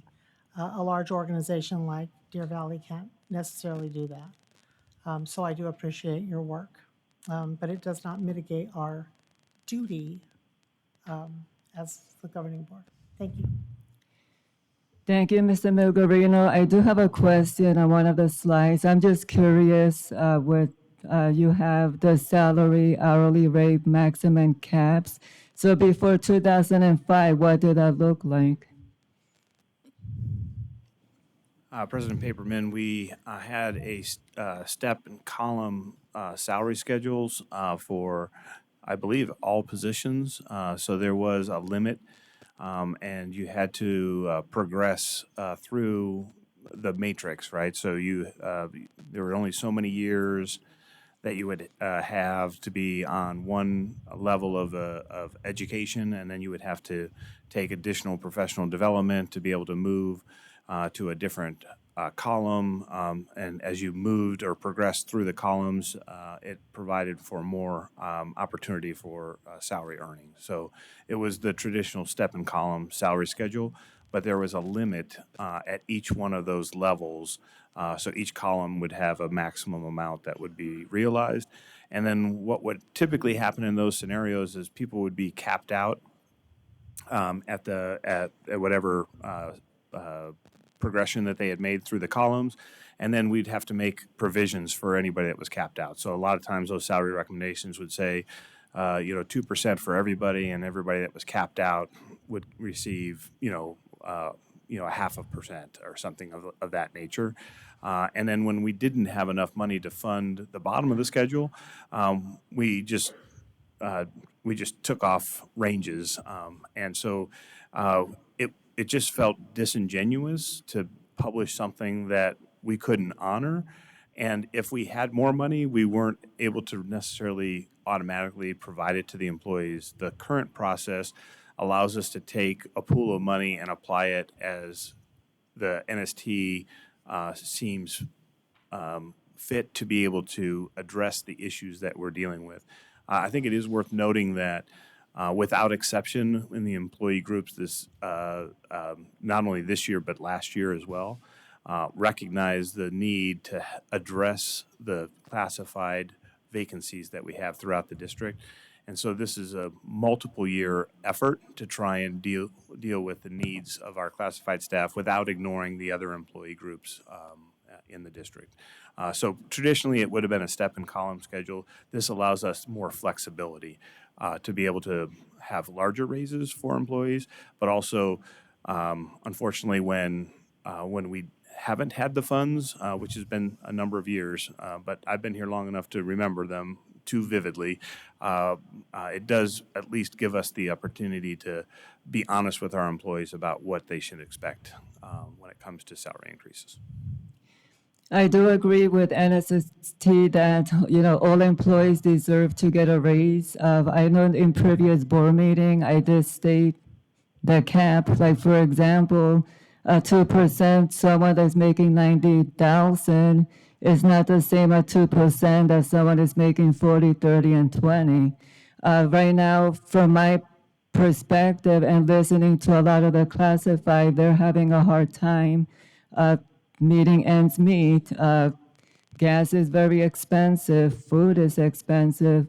So I agree that regardless if you're deputy superintendent, yes, you should get a raise, but right now we do have a need. And I believe that we need to think out of the box to support those classified.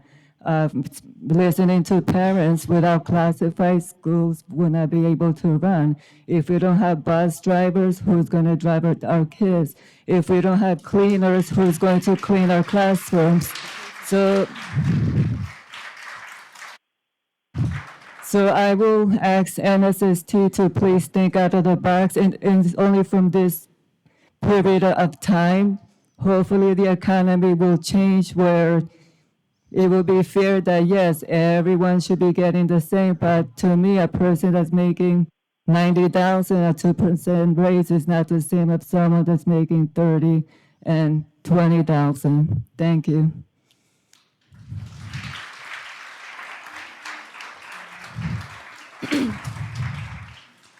I will call for the vote. Can I say something really quick? Yes, Yeah. Mrs. I do want to acknowledge the classified staff very much. A teacher myself, I respect your positions. We would not be able to do anything without you.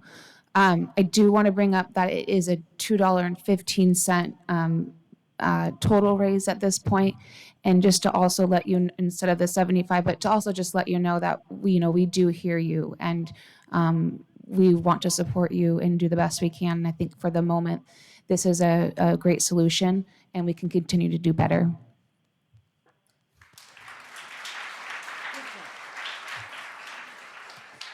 I will call for the vote. All those in favor say aye.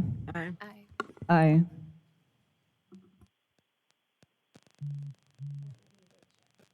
Okay. Yeah, it doesn't.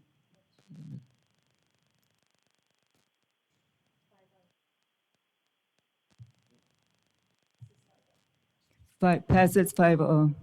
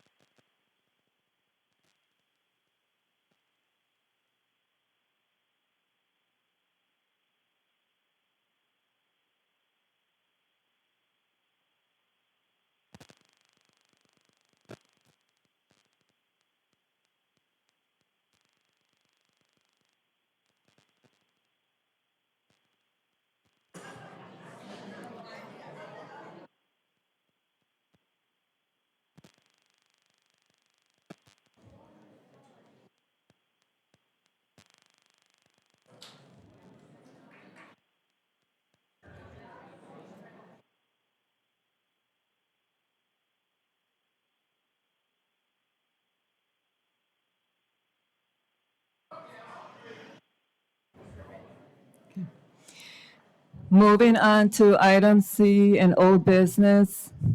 Do I have a motion to approve the tax credits fee authorization for 2023, 2024? I move that the governing board accept administration's recommendation to approve the tax credit and fee authorization for 2023, 2024. Do I have a second? Mr. Miglerino? President Paperman, members of the board, Dr. Finch.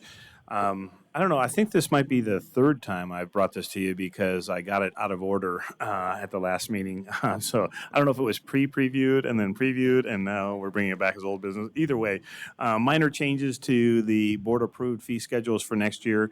A $4, an increase of $1 from $3 to $4 for the adult admission at our 7th and 8th grade athletic events, but also incorporating for seniors, those over 65, and veterans, a $2 rate for those 7th and 8th grade events, and then increasing the family pass from $20 to $30 for 10 punches. That is recommended by our 7th and 8th grade athletic director. And then finally, the online summer school program, increasing that from $175 per course to $200 per course, which falls in line with comparable districts in neighboring districts. And I'd be happy to answer any questions the board. Again, no changes from when the previous. Any questions, board members?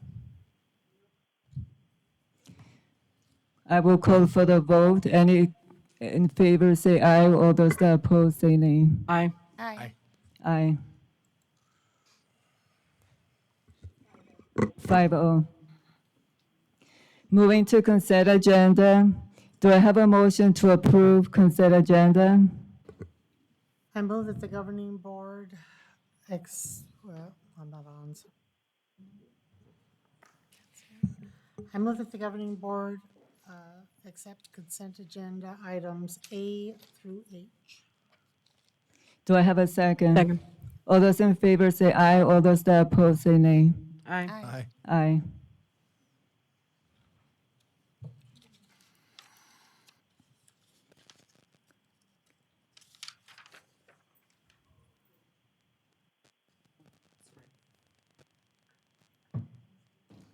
Aye, yeah.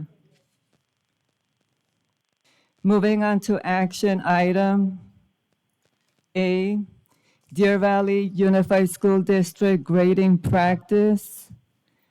I would like to let the community members know that this item, there was a lot of confusion that the presentation from a previous board meeting was approved. I posted it on social media that that was not approved. That was a transition that a board member requested. Mrs. Fisher, would you like to? Oh, a motion. I'll read the executive summary. On February 14th, the governing board approved the removal of standards-based grading to be replaced with traditional grading at all DVUSD schools no later than July 31st, 2023. At the May 2nd governing board work session, administration presented a proposed grading process to the board. If approved, that hybrid process will be implemented.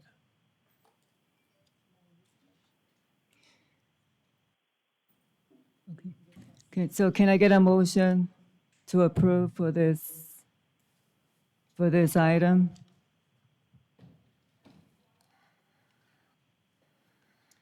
With no motion, it fails, and we will have to honor the returning to traditional grading and removing standards-based grading.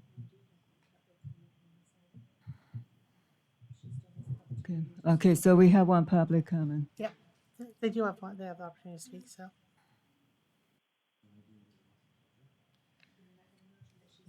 If they don't motion, yeah, it fails. Chelsea Lanigan.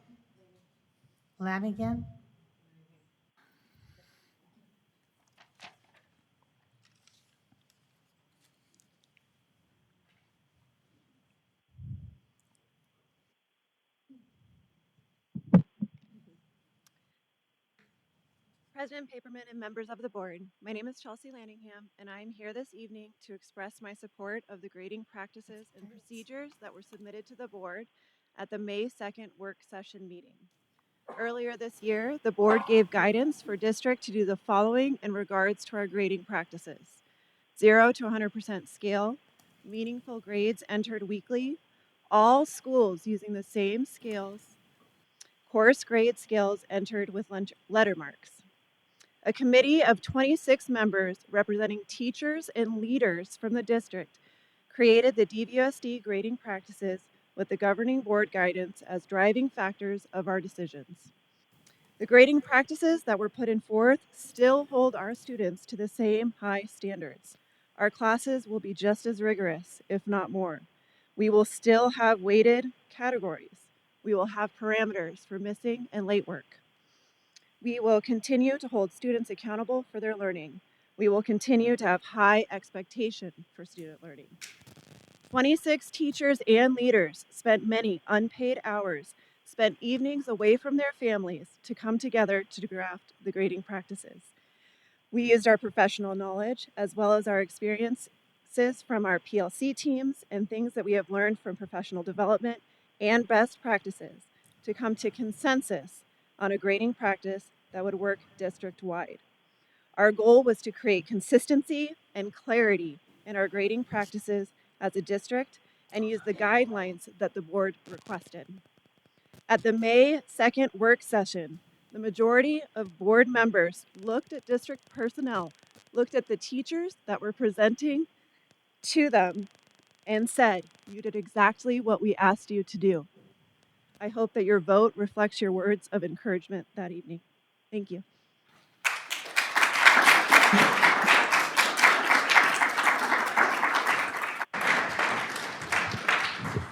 Mrs. Paperman, I have Yes.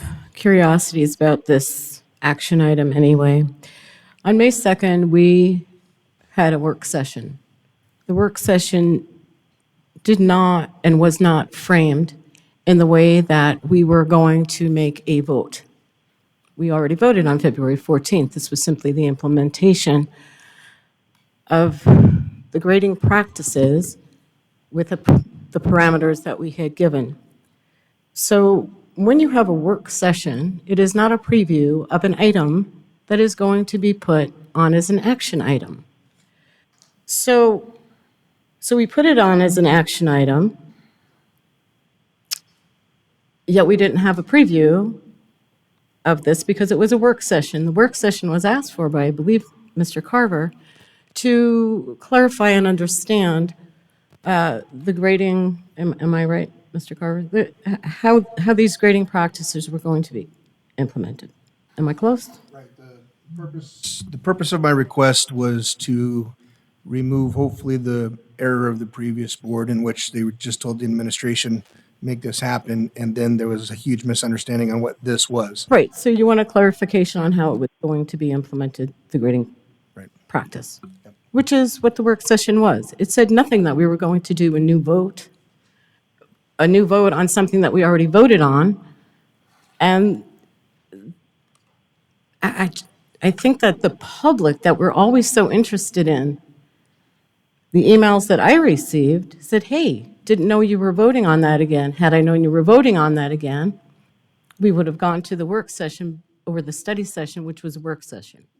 So to me, whether you like standard-based grading, whether you like grading practices, whether you like people to check things off and claim their information for a week, or you want somebody to be actually able to critically think, it's all up, that's not the point of this. The point of this is that it was put on the agenda in what I can tell you is a disingenuous way. Well, Mrs. Orwade, the governing board already has voted to have traditional grading. May 2nd is what Mr. Carver requested for this to be reviewed to see the transition. When I communicated with Dr. Finch, he said that I already voted for this transition, and that transition that Dr. Galligan was going to put in place is what the district is going to be, and a lot of teachers emailed and said that on Friday, the schools were telling them that they were going to do the presentation that Mrs. Galligan presented, and then I communicated with Dr. Finch, well, the governing board did not vote for this presentation. This was a transition just to see what it was going to look like, and I even requested for community members and staff to let us know, give us questions or concerns and email, which I got. So, and then the only way that Dr. Finch will agree that this is not that this was already voted for, that we had to put it on the agenda. Okay, so all of that's very interesting. That you did put something that we were voting on social media, which is almost like an open meeting law violation, perhaps. But my point is that whether or not 100 people emailed you about what their staff said because someone said something, whether Dr. Finch said whatever he said, your board, 3 people, I'm hoping 3 whole people, had no idea that this was going to be put forward as a vote. So we don't follow our process, we don't follow our procedures, and we wonder why people think we're a dysfunctional Well, board. if we had a So I separate- don't yeah. appreciate the lack of opportunity to actually do this as a vote with all of the background, and then, again, devalue all the hundreds of hours, again, of these highly trained teachers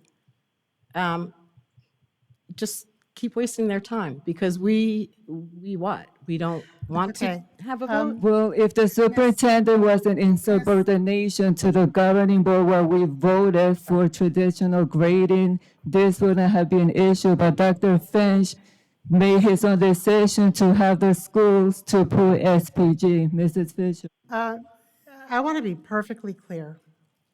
On February 14th, 3 members of this board voted. So the majority of this board voted that the governing board approve to replace standards-based grading with traditional grading at all DVUSD schools no later than July 31st, 2023. What was presented Tuesday night was not that. So in order for anything other than traditional grading to be put in place, the board would have to vote to put something other than traditional standards-based or traditional grading in place of standards-based. I don't disagree with that. What I'm telling you is that the process was disingenuous. We had a work session. We didn't have a study session. Ms. Ordway, I will agree with you. The process was absolutely disingenuous. Not on our part, however. It was on your part because you two make up the agenda. No, what occurred? Oh, yeah, you do. What occurred was that even though we voted on February for this exact, to remove standards-based grading, the district administration decided with a committee that they would go ahead and continue standards-based grading within the schools. And so the conversation was quite clear. And we can bring it again, you can go through whatever process you want, but it doesn't change the fact that this board voted to remove standards-based grading. And if administration wishes to continue to put standards-based grading into schools, they need an approval to do so. And perhaps that could have been part of the preview that we would have voted on at the next meeting. That's all I'm saying. So just keep on going with the meeting. At the next meeting, I would recommend staying for the whole meeting, and you can make that suggestion. Perhaps Dr. Galligan could correct some of the misinformation.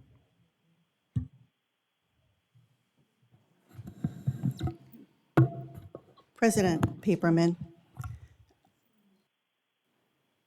the DVUSD grading practices that were presented to you by the team is our best effort at traditional grading with 0 to 100% and A through F, except for K1-2, which would be E, S, and U. What parents will see are percentages and letter grades across all schools. If a parent were to choose to click on one icon, they would be able to see the different assessments and assignments. And based on those assessments and assignments, they would be able to determine what to help their child with as it relates to standards in math, ELA, science, social studies, so forth. The state of Arizona gives us the task of teaching to the standards. We are assessed by the state assessment with those standards. If we are saying that our teachers do not need to assess how students are doing, their learning and their proficiency against standards, then that means teachers can, in essence, choose to teach what they would want and choose to use what they would want. When we look at traditional grading, it is 0 to 100%. It is A through F. Standards-based grading does not use percentages, nor does it use letter grades of A through F. This is not standards-based grading. This is a traditional grading scale. It is expectations for traditional grading across all grade levels, with the added information for parents to be able to talk with their children as well as talk to their teachers about specific standards that their child may not have done well on an essay, on a math test, on a world language test. They will have greater information should they choose to use it. As I mentioned last week, parents will see exactly what they've always seen in Power School with A through F, 0 to 100%. There is a vast difference between what we presented to you and what standards-based grading is. It is not the same. Mr. Carver? So Dr. Galligan, I spoke with you briefly about this the day after the last work session. I think where a lot of the angst is coming from is less than 24 hours after the presentation during the work session. I was personally getting notifications from educators in the district and parents from educators being told that the way that the information is cascading down is that zeros are not possible. You can put a 0 in as a placeholder, but you need to go back and correct it 49 later. And that SBG is in full force. And so I don't dispute what you showed us. You showed us very similar to what it is that we asked for, as we mentioned. You gave us percentages, you gave us A through Fs.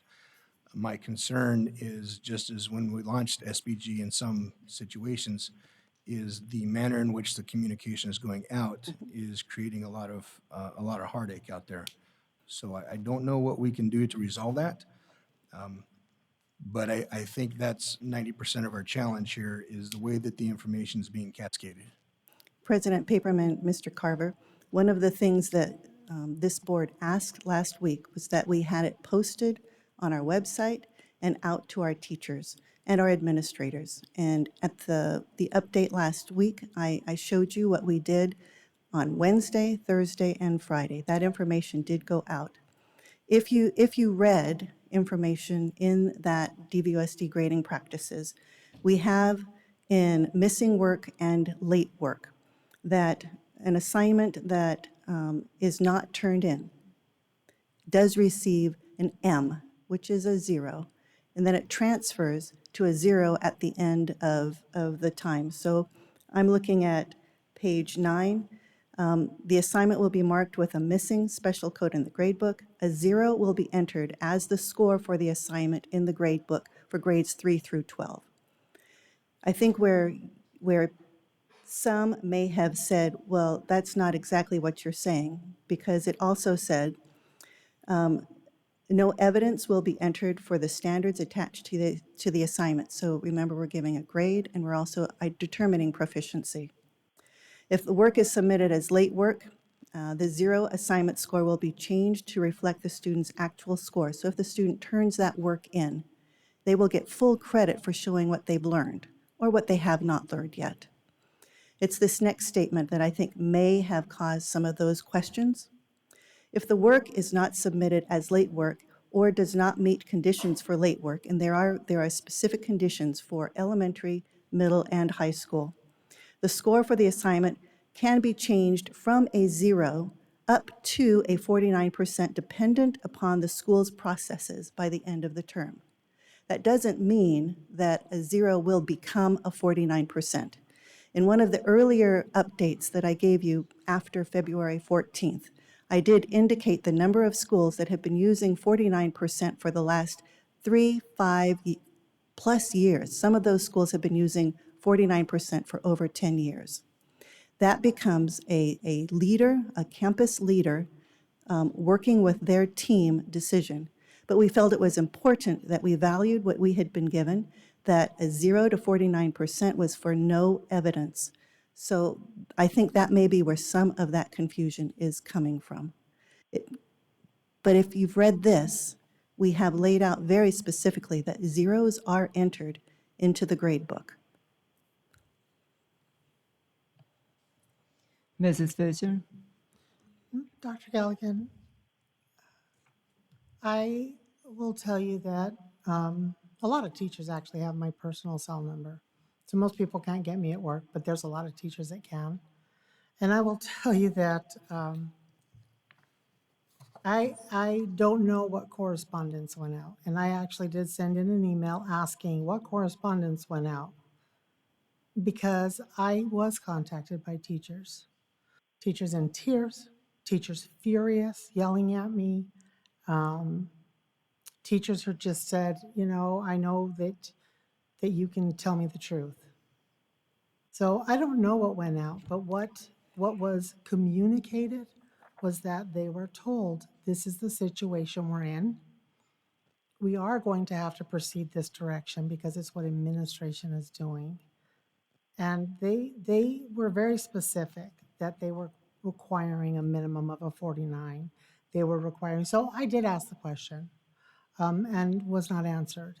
I did ask the questions that I thought I needed to get the answers and did not receive them. So if as a governing board member, I can't get clear answers, teachers are obviously calling me so they can't get clear answers, how on earth can our parents ever understand? And honestly, the public has lost faith and trust, and some of our teachers have as well, that we are being honest with them. because they were under the expectation that they didn't have to worry about standards-based grading. Some of the ones that contacted me said, you know, if they put it back in after our contracts are signed, that's just cruel.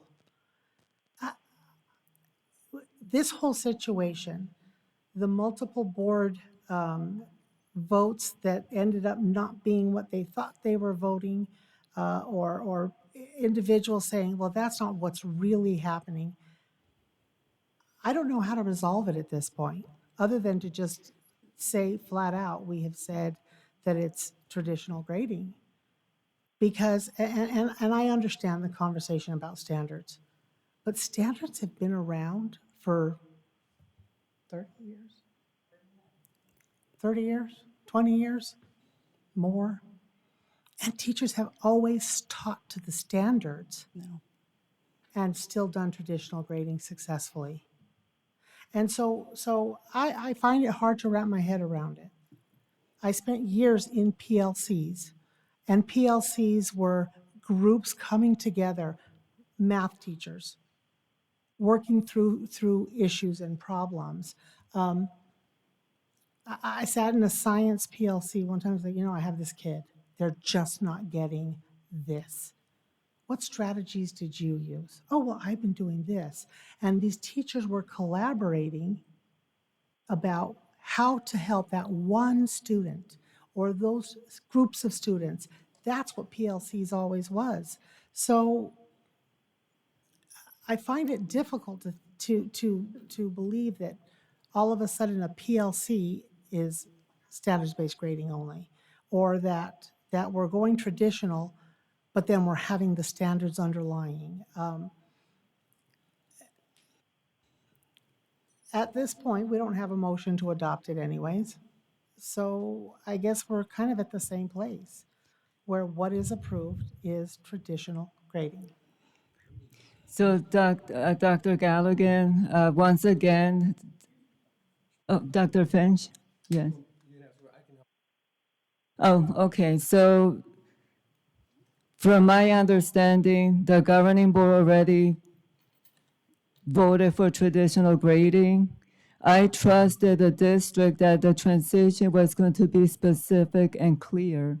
You know, being a teacher myself, when I got all the information on that Friday that the teachers were like all confused, and these are teachers with years of experience telling me this is not traditional grading.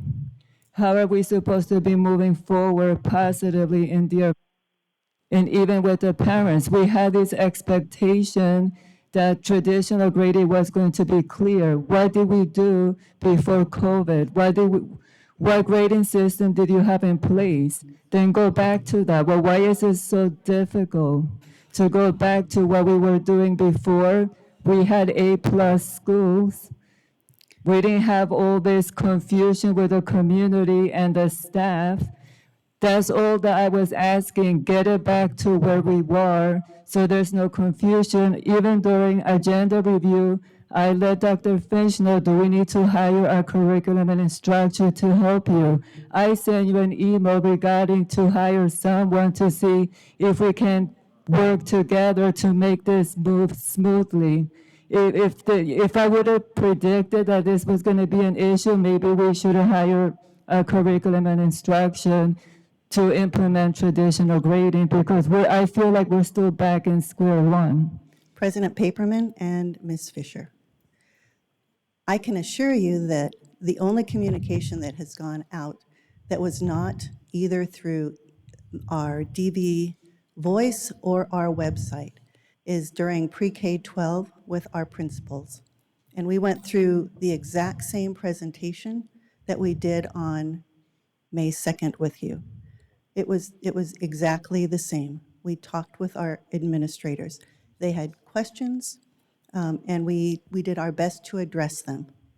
They, of course, want to do their very best. When we look at traditional grading, President Paperman, for the last 20 years, our schools have not been doing unified grading. They have been different across schools, across classrooms in our schools. Some have used different ways of looking at standards or not using standards. They just put an assignment out, and the standards aren't necessarily the draw.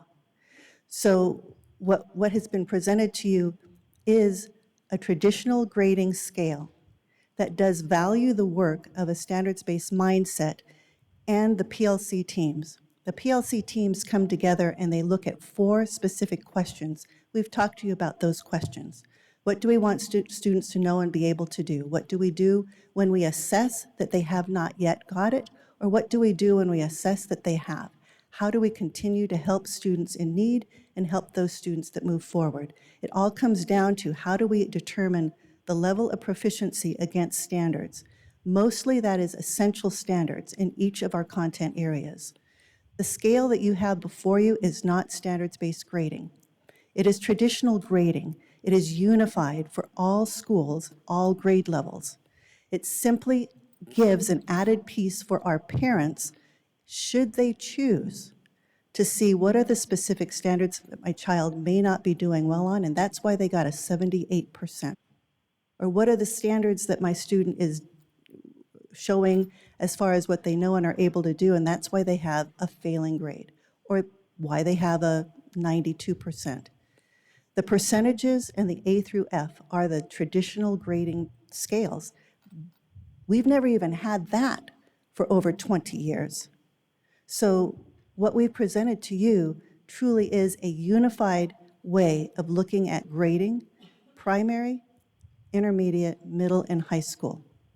It also values, as I said, our number one job, which is to ensure that we know what children are supposed to learn, and we assess the proficiency against that so that when they take that state assessment, which just closed 2 weeks ago, that we can rest assured for them and for our parents that we have done due diligence in teaching the standards, assessing the standards, and giving a report to not only our parents, but the kids themselves on how they are doing in their learning so that we know they are ready to move to the next grade level.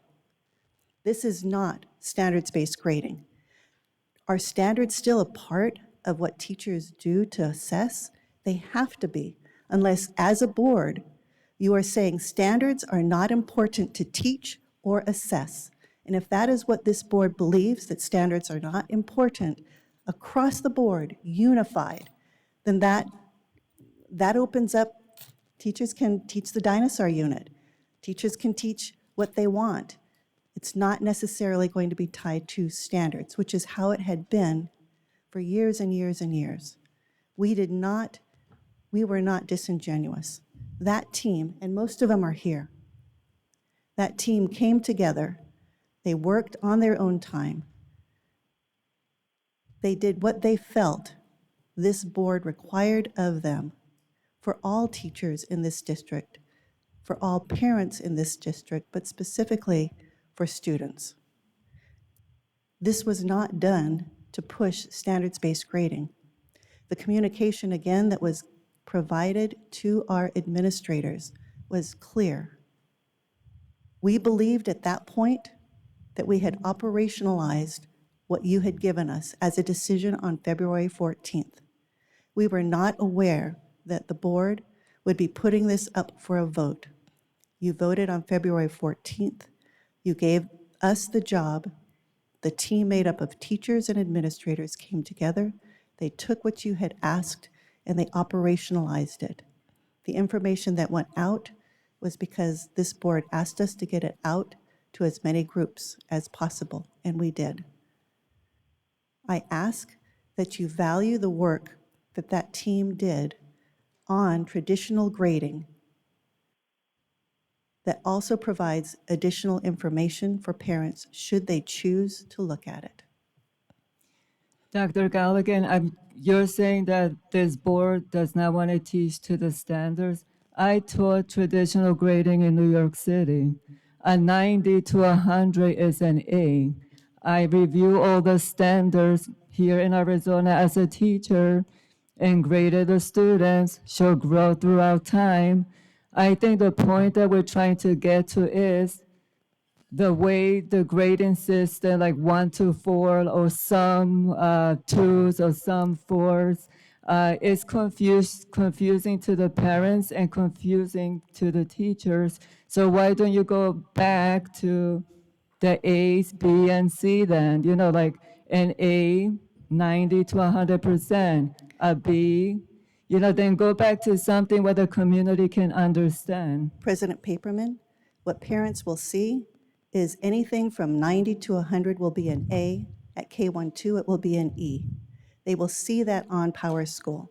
If you looked at the May 9th presentation that's in board docs, starting on slide 20, it gives specifically what does this year's grade book in a phase 3 school look like, and what does it look like in the 23-24 school year.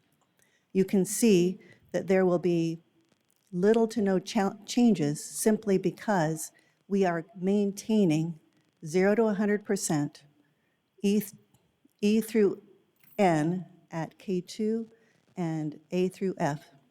So you can see here on the left is 22-23, on the right is 23-24. This is straight from Power School. You can see that there is a percentage given. There is no changes. The letter grades will be ES and U. Percentages will show as 0 to 100%, and citizenship marks remain the same, no change, ES and U. When you look at the added information, should a parent choose to see it, they will still see an E. You mentioned a number. That's the 4321. That's what the state gives us, 4321. But that little icon, the blue icon on the left, a parent would not need to click on that. They don't need to see that unless they want to. There are no changes on proficiency marks. There are no changes on 1 through 4. And President Paperman, K6 have been doing this for over 10 years. This is no different for them. When you look at 3rd through 6th grade, on the left is 22-23 school year, on the right is the 23-24 school year. There will be no plus or minuses. That was the team's recommendation. There is no change. Percentages are shown on a 0 to 100% scale. There is no change. Citizenship marks will still be E, S, and U. There are no changes in what a parent sees in Power School. The letter grade remains an A through an F.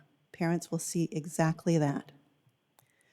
Again, there is no change other than we don't have plus or minuses. The team felt that that was not necessary. Parents will be able to expand to see those proficiency marks, but they don't have to expand. There's no confusion there. They will see an A through an F and a percentage.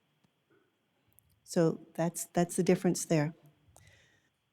When you look at 7th through 8th grade, again, there is no change. It is an A through an F. Parents will see A through F, and they will see a percentage, 0 to 100%. There is no change. The citizenship marks for 7th and 8th grade remain in E, S, and U. Again, parents can choose to expand to see proficiency marks, but they do not have to. They see those same proficiency marks on state test information that they get in August. There is no change in those areas for our Phase 3 schools. Percent and letter grades for each assignments are shown. They see those same things that the board asked us. In 9th through 12th grade, they see A through F. They see 0 to 100%. That is traditional grading. There is nothing that is different there that would be confusing to a parent. What you'll see here is, again, parents can choose to expand to see those proficiency marks. They do not have to if they don't want to. Those have been available to all of our campuses should they choose to use it. No Mrs. Paper, change. oh, I'm sorry. Go Are you not ahead. done? Mrs. Paperman, can I ask a question? Yes, Mrs. Orwin. So maybe part of the confusion came from, because I just thoroughly read, and I guess I should have read the wording. On the executive summary, it says on February 14th, blah, blah, blah, blah, blah. At the May 2nd governing board work session, administrators presented a proposed grading process to the board if approved. and it's called a hybrid. Or do you refer to this grading practice as a hybrid? President Paperman, Ms. Ordway, the team did not consider it a hybrid. Okay, It so is traditional. So just real quick. So I think maybe that might have been part of the confusion, because it says it's a hybrid when indeed it's not. I mean, you're using standards because that's what we do in Arizona, and where we have new grading or tighter grading practices that are the same as they were, but with fidelity across a district. Is that close to what you're telling me or what I'm looking at? President Paperman, Ms. Ordway, the team believes that what we presented is traditional. I would respectfully ask what part of the 0 to 100% A through F is not traditional grading? When you look at, all you saw before was phase 3 schools. When we look at phase 2 schools, everything changes. Phase 1 and 2 schools, everything changes. It's not standards-based grading. Mr. Carver? Okay, so to my fellow members on the board and Dr. Galligan, so the fact of the matter is that the board voted to remove standards-based grading. We can all agree on that. The other fact of the matter is the administration needs a direction to send the educators so that we know how to grade starting the school year next year. Unified grading, that's what we would hope for, yes, sir. Unified. And I don't know, I'm kind of new at all this political stuff, so I'm probably going to hurt myself here, but I believe, and hopefully this doesn't prove out to make me look foolish, but I feel like the 1 through 4s are a tool for the educators and for parents to understand what idea the child doesn't grasp. When I said that your committee met our request, you did. We asked for A through F and 0 through 100. And as I backed that statement up with, I reminded everybody that the community is not going to get it, what it is that you're presenting. What they want to know is that 8 out of 10 is 80%, it's a B, end of conversation. Through conversations that I've had with you, I believe that's still what we're looking at, but that there's extra work done behind it to show what are those 2 questions that the child didn't master that ended up getting it wrong that caused the 80%. President Paperman, Mr. Carver, that would be true. Okay, so, I mean, we could chase this dog in circles all night long, but you need direction. The board has voted to remove standards-based grading. So at the end of the day, if I were to break this down as simply as I could, standards-based grading doesn't exist in Deer Valley Unified School District moving forward. And if it does, that's a policy issue that needs to be addressed with either the educator that doesn't understand which direction we're going or the administrator that's giving the bad direction. And at this point, we need to give you and your team an idea of what it is that you can do. I believe what you brought meets our request. I will be honest with everybody, when I made the request for a work or study session, since I was still getting new as to what the differences were between the two, I in all honesty expected us to meet well before May 2nd so that we could have a back and forth exchange of ideas of what the community thought it should look like versus what the administration brought forward, or if they were both on the same page right out of the gate, great. That didn't happen, and I wasn't in a position to make that happen. So education for the future, I suppose, on my part. And now we're in a position where we don't have the freedom of back and forth exchange because, in all honesty, we're running out of time. Y'all need to know what it is that's expected of you moving forward. So if we just look at this from a fact-based point of view of the things that have happened, standards-based grading doesn't exist anymore. The community didn't want it. It was removed. The administration was asked to show us what 0 through 100 and A through F looks like going back as we'd gone down the SBG path a certain distance. You brought that to us. As long as we all agree on the facts, I could agree that this is a good way to move forward. So Mr. Carver, do you want to make a motion? Mrs. Fisher, you have something to say? Oh, Actually, I do have one comment left to make. You've asked us to respect the committee.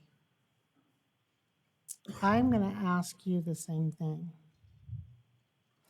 Respect all the teachers in this district. We keep talking about the parents, we keep talking about community. Majority of who contacted me was neither. It was teachers. It was teachers saying, I can't survive this. I cannot continue to teach under this. Are you aware that this is a hand select committee that was the original committee?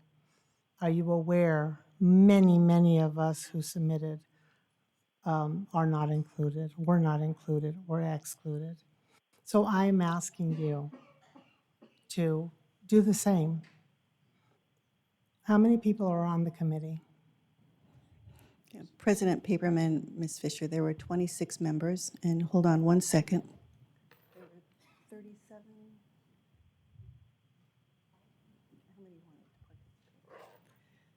We wanted to keep it balanced between regions, balanced between grade levels, balanced between schools. A number, 26?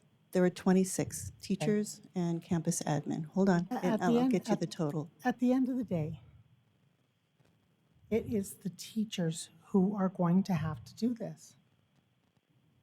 So I'm asking to not only respect 26 teachers, but the other 2,000 that work for us. Because if we have voted to do traditional grading, that vote is done. If when this hits the campus, it is not traditional grading, we're going to be in the same boat next year. All hell will break loose, and not the 26 teachers, they will be happy. But the ones who see this as standards-based grading and say that it is an excessive workload, that it is a problem, it is a confusion, that it's hurting their kids. These are the statements that come to us. So that's going to be the next tear in the fabric of the district. So if you believe this truly is traditional grading and submit this to the classes, then you've honored the vote, and the teachers will be the ones that will determine it at the end of the day. But come August 15th, when they're screaming at the top saying, we are buried in standards-based grading once again, then we're going to end up back here. President Paperman, Ms. Fisher, I appreciate your comment. And yes, we will continue to assess and reassess. Our teachers are one of our most valuable groups, as we heard earlier. Want to ensure that they have the supports that they need and that they are also moving forward with that standards-based mindset so that we can support children, so that we have rigorous and high-level learning in our schools across every classroom. Thank you for reminding me of that. thank you, Dr. Galligan. I just want to make sure that the community, parents, and teachers understand this is traditional grading. So just like Mrs. Fisher says, we're going to hear what the results are once this grading system is put in place. If we need to come back to the drawing board, then we will come back to the drawing board. But once again, I'm announcing that this is traditional grading according to Dr. Galligan. Go-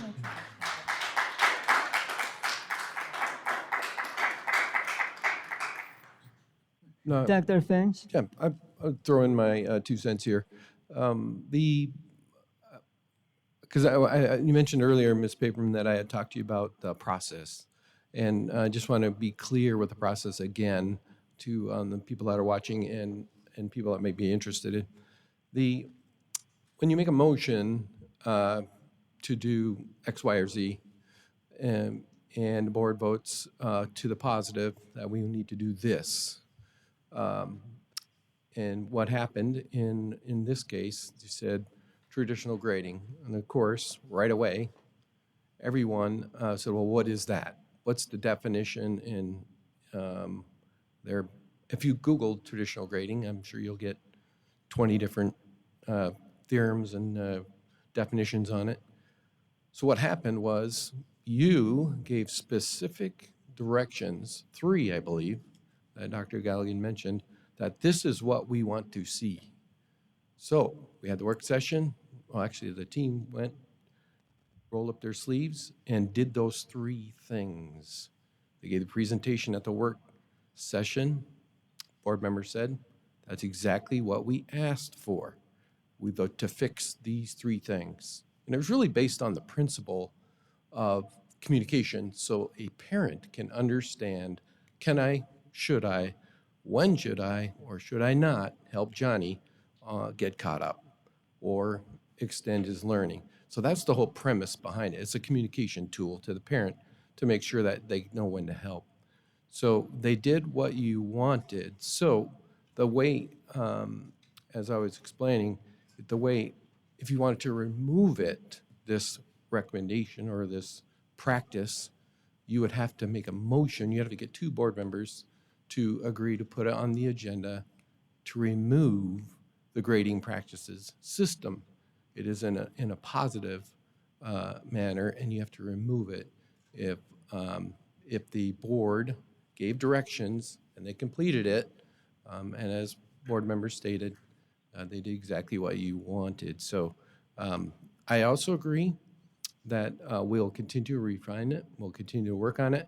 Communication is key, as Mr. Carver suggested, and we will know as we run it next year, as the parents view it and see the percentage, then it makes a lot more sense. So they are, I think part of the confusion was the complexity of our the grading practices manual, because that's how our system is highly technical, and everyone wants to know what's going on right away. But we have yet to see the system work. It will accomplish those 3 things that you requested, and we can always come back next year if it's not, if we are not communicating effectively with the parents on how Johnny or Susie is doing.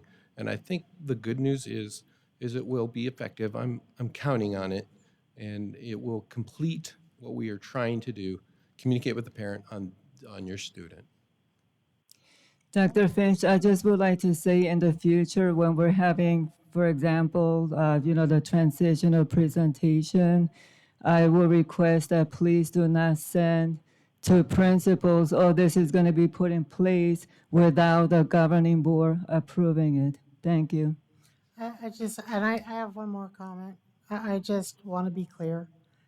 This board made one request to return to traditional grading. All the rest was in the multiple confusions of the prior board. The one grade, meaningful grade, that was Ms. O'Brien. The this or that was, these were historical when an attempted direction was given, an attempted removal was done.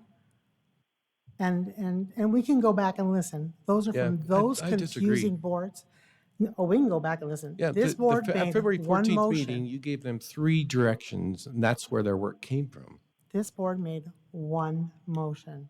Correct. But Return they to told us traditional grading. those are the I 3 would- things. We can replay the tape. I would never say I want one meaningful grade a week, because there is a class that one meaningful grade a month would make sense. There are other classes where 30 meaningful grades count. That's like again, and I use the example, that's like expecting my senior accountants to do one meaningful data journal entry a week. I'd be fired right after them if that were the case. So that's not a request I would have ever made. That came from prior boards. So I just want to be clear that this board requested a return to traditional grading. So Mr. Carver, when he stated, these are the 3 things that you asked us to fix, he was not telling the truth. Is that what you're suggesting? I am suggesting that you say the same statement so many times, and drive the bus on Mr. Carver's chest, that is where the disingenuous comes.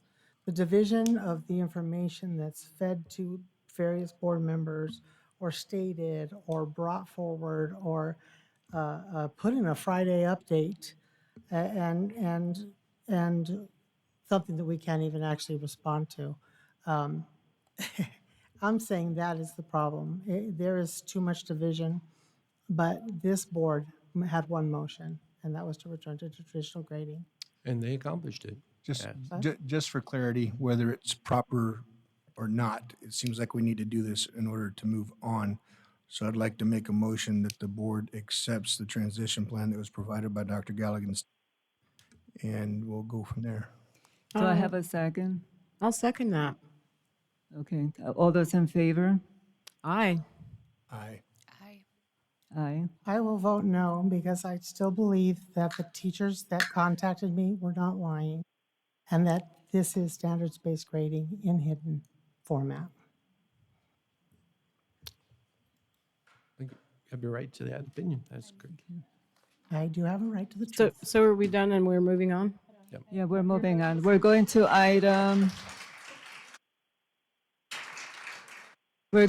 action item B. Approve employee proof. Are we ready? Okay. Okay. We'll move to item action B, approve employee professional development out of state. Mrs. Fisher, can I get a motion? I move you approve out-of-state travel. Second. For a second. Any presentation on this item? No? Okay. All those in favor? Aye. Aye. All that opposed? Nay. Aye.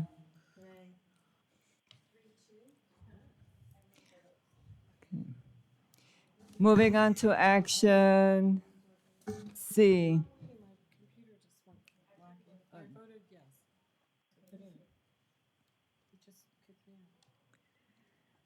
Approve to action C, approve addenda pre-approval.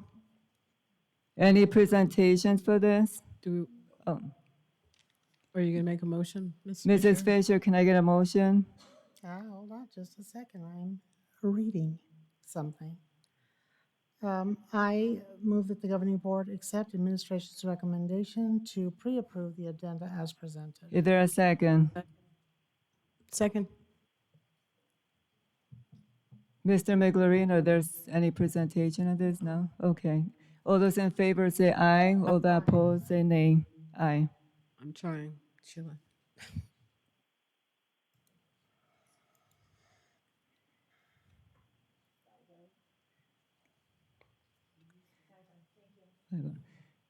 Moving to action D, award a job order contract, JOC with Skyline Builder and Restoration, Inc. for the addition of restroom at Paseo Hills and Desert Sage Elementary Schools and the restroom renovation at Sunrise Elementary School for the Head Start preschool program.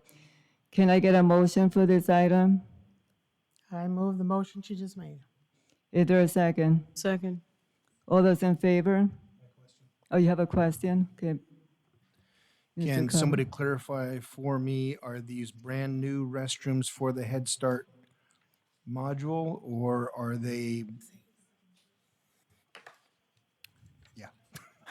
President Paperman, Mr. Carver, so a combination of two of the campuses would receive additional restrooms added to existing classrooms, and one of the campuses is getting a restroom renovation.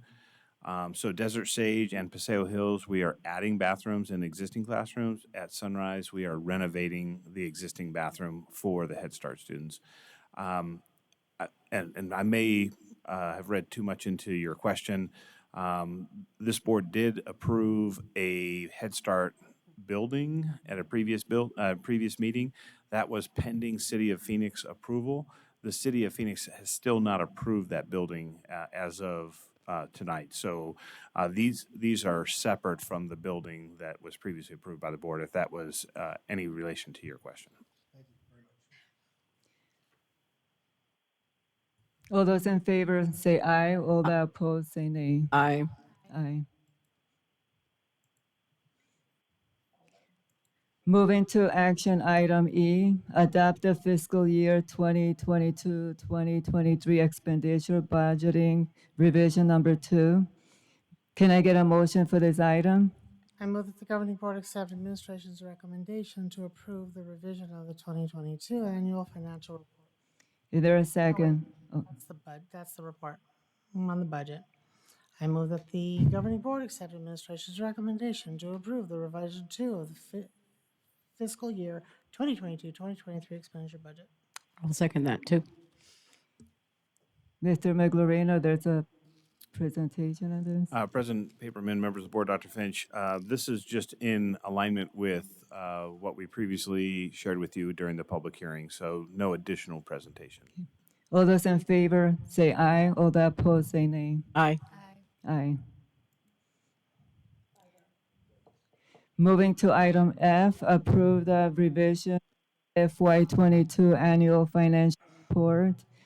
Can I get a motion for this item? I move that the governing board accept administration's recommendation to approve the revision of the 2022 annual financial report. Second? Any presentation for this? President Paperman, members of the board, Dr. Finch, just briefly, this is to correct a clerical error in the annual financial report. It's unusual for us to have to revise the annual financial report, so this is not typical, but this will correct an error in how we classified some of our special education funding with this revision. That's the only change in the AFR. So just a clerical correcting error that we want to get correct. All those in favor say aye. All that opposed say nay. Aye.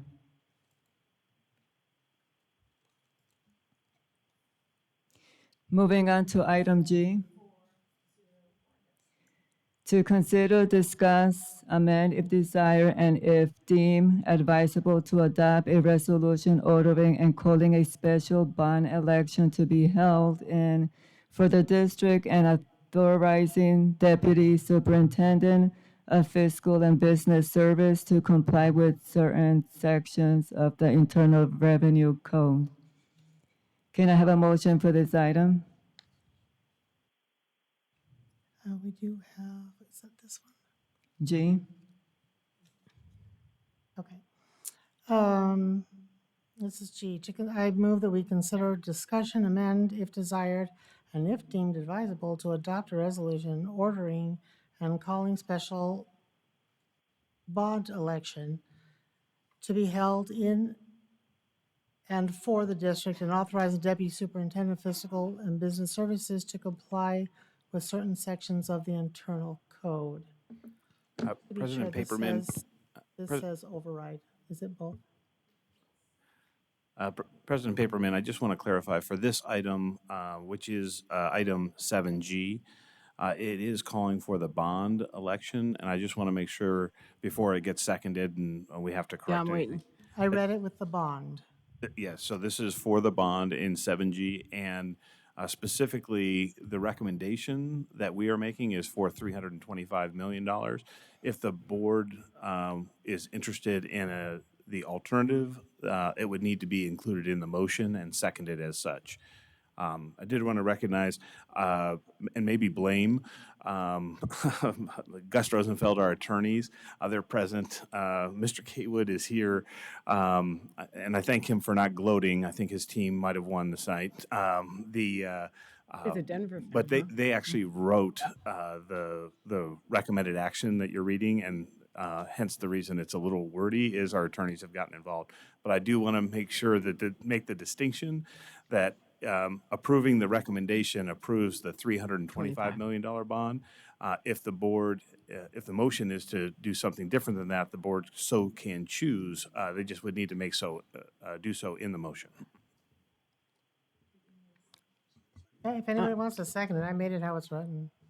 Okay, so We are second. seconding the motion that he explained that you said. Correct. Second. For 325. And then we can have a comment, public comment. So it's second. For the override. No, it says both. Right there, bud. Okay. So Okay. public comment? We do have one public comment, Marshall Militano.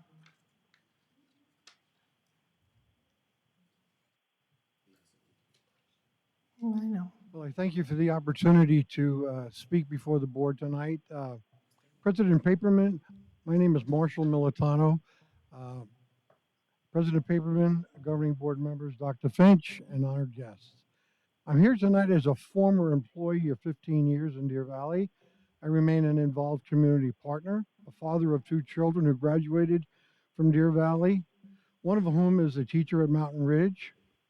I have a grandson that graduated from Deer Valley, and my wife, who has been retired from Deer Valley since 2000, but remains a sub almost every day. She's in her 57th year of teaching. I'm recommending that the board call for the M&O override and the $325 million bond for the November 7th, 2023 election. And let me explain why. And I'm going to have to ad-lib a little bit. The expansion of vouchers is going to kill public education in Arizona as we know it. It's already hurting our districts. It's going to explode to $1 billion, and we know it. Thinking anything different is a denial.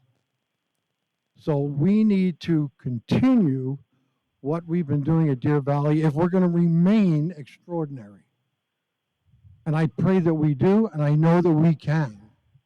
And I know that we'll get the support of the community if we message it so that they know the need and the severity of this funding, the need of this funding. Deer Valley is continuing to grow, and the need for an elementary and a high school is ever present. We need to plan for those schools now and the needs of the entire district. If the teachers are going to enjoy, if all educators are going to enjoy what pay raises we can give them today, that kind of gets put on hold if we don't get the M&O passed. But we got to get it on the ballot first. Because of the lack of state funding and the expansion of ESA vouchers, public education monies are inadequate in every way. Therefore, if we do not raise the needs, meet the needs of our students, thank you for your time. Thank you. Any questions, governing board? I actually do. Mrs. Fisher? Okay, so this is specific to the bond, not to the override, since that is the item before us.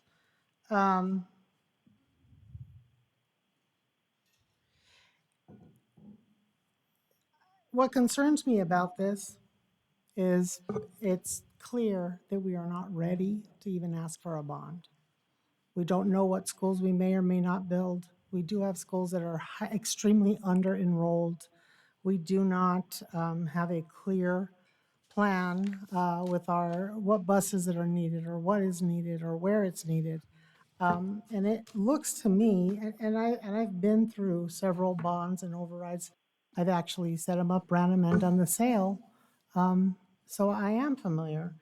And one time I was at a meeting and someone said, we bond to avoid rip the Band-Aid off for our tax base.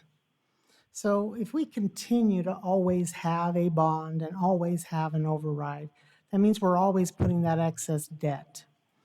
And so while we can show that we're reducing the debt a little because we're defeasing the bonds or because we are making additional payments or an aggressive payment schedule, it doesn't change the fact that if we didn't have that bond or override's a little different, we'll hit that later. The bond, if we didn't have that bond, that tax would be zero. And zero, a 10 cent or whatever on, when you start putting it, it's on the valuation. And I get you said that it was a 5% allowed for the increase, but a new build is already at $500,000 these days. So I don't understand, and if you can help me to understand, Mr. Miglerino, why we're seeking a bond right now when we're not really even sure what that bond is for. Now, the override is different, but the bond itself, we have not, in the past when we voted to put a bond on, I was happy to do so because we had looked at the schools, we had looked at the enrollment, we had schools that were under enrolled, but we could see the movement, we could see all that. Well, we're not seeing that now. We're not, we're elected to make a significant decision for our community, the taxpayer. And I just don't see the information there. So did I miss a whole lot of information that was provided? Or was it just a committee recommendation? President Paperman, Vice President Fisher. So there was a great deal more information that the committee looked at that we did not provide to the governing board, but we have posted it. It is available on our website, and we made that link available to the board as well, including the demographer's report that shows what the growth pattern looks like. I will say that there are identified projects in the spreadsheet of detailed information, almost too difficult to read in the presentation that we provided again this evening. But we have shared that with you previously, and the committee developed that. Only $120 million of the $325 million is new school construction. The rest of it is ongoing needs for the district. So the new school aspect of it is in future years. So the new elementary school is not until 3 years out, and the high school is in the 5th year of this. And again, that is based on the current projections that we have. So we have a detailed list of projects, including replacement schedules for buses and for our white fleet, technology refurbishing to maintain the one-to-one initiative. So there are identified needs that are being met with the $325 million. It's not bonding for the sake of bonding. Any other questions, governing board? Well, my question is similar to Mrs. Fisher. There's, looking at that list that of our district things that need to be taken care of. I think that should be top priority. Yes, if our population grows, obviously, we do build other schools, but for now, we need to look at the campuses, that they need to be maintained. Sport fields or buses, buses that need to be replaced. I think those items should be prioritized before anything. Also, I think the governing board, we should know the population of students in each school to make sure that we don't have low number of students in one school. Running a school costs money. So I just want to make sure that this bond is going to go for those things that is going to improve our district. No questions? So, I do. okay, Mrs. Orway. Mr. Miglerino, could you clarify your guiding principles when we look for large amounts of money that the state has not and apparently will not provide, whether it be for a bond or an M&O override?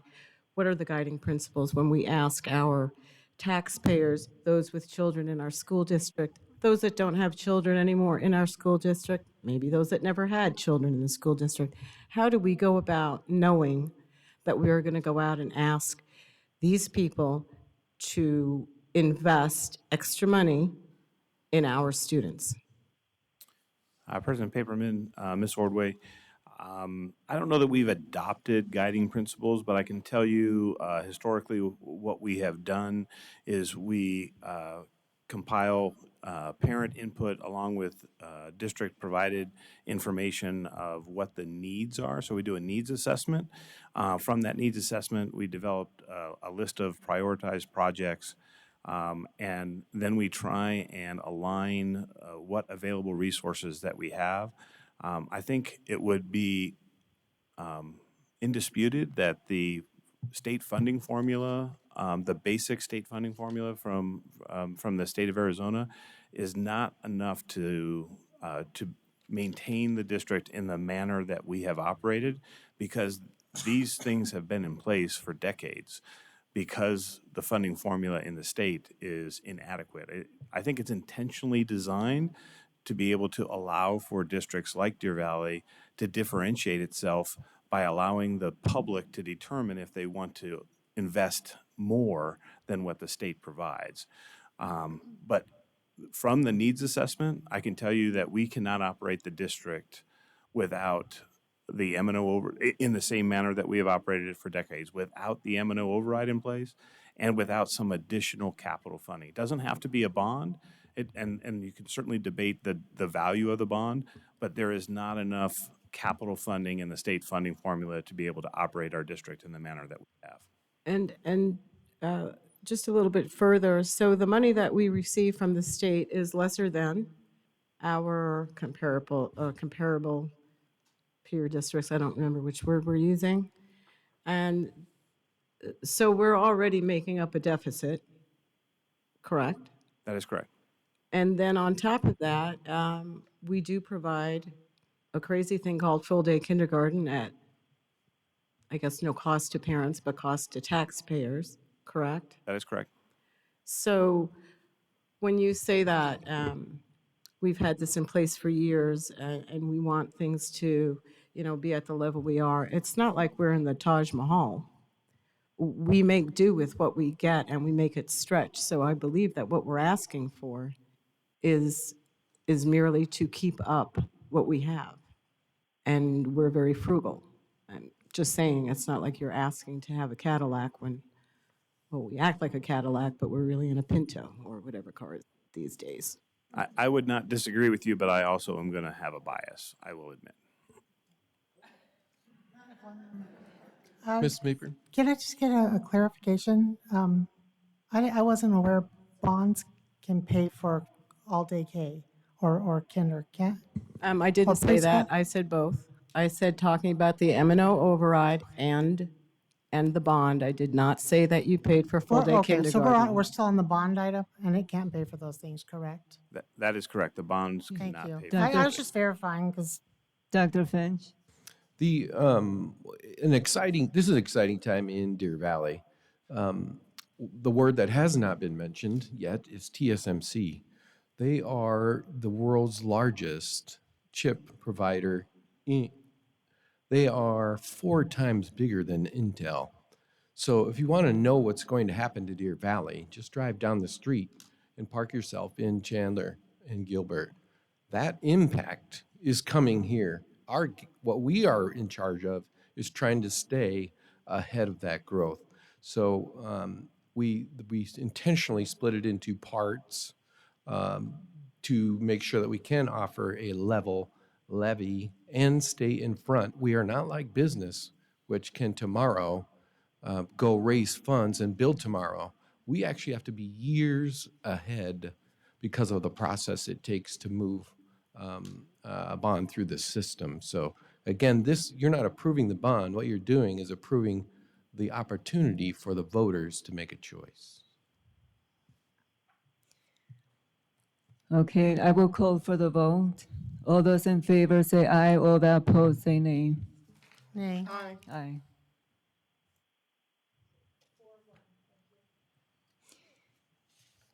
Moving on to item H, can I get a motion for item H? I move that the governing board accept administration's recommendation to consider, discuss, amend if desired, and if deemed advisable, to adopt a resolution ordering and calling a special budget override election to be held in and for the district and declaring the deadline for submitting arguments for and against the election to the Maricopa County School Superintendent, School Elections Office by August 11th, 2023 at 5 p.m. Second. Mr. Miglorino? President Paperman, members of the board, Dr. Finch. Again, this is an item to continue the existing 15% M&O override as has been discussed at length.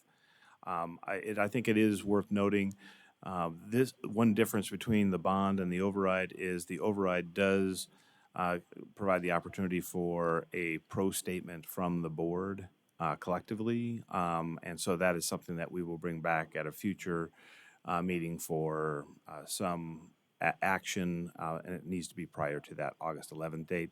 I mention that because, depending on the timing of board meetings and the limited number of board meetings that we have during the summer, that needs to be considered sooner as opposed to later. Any questions?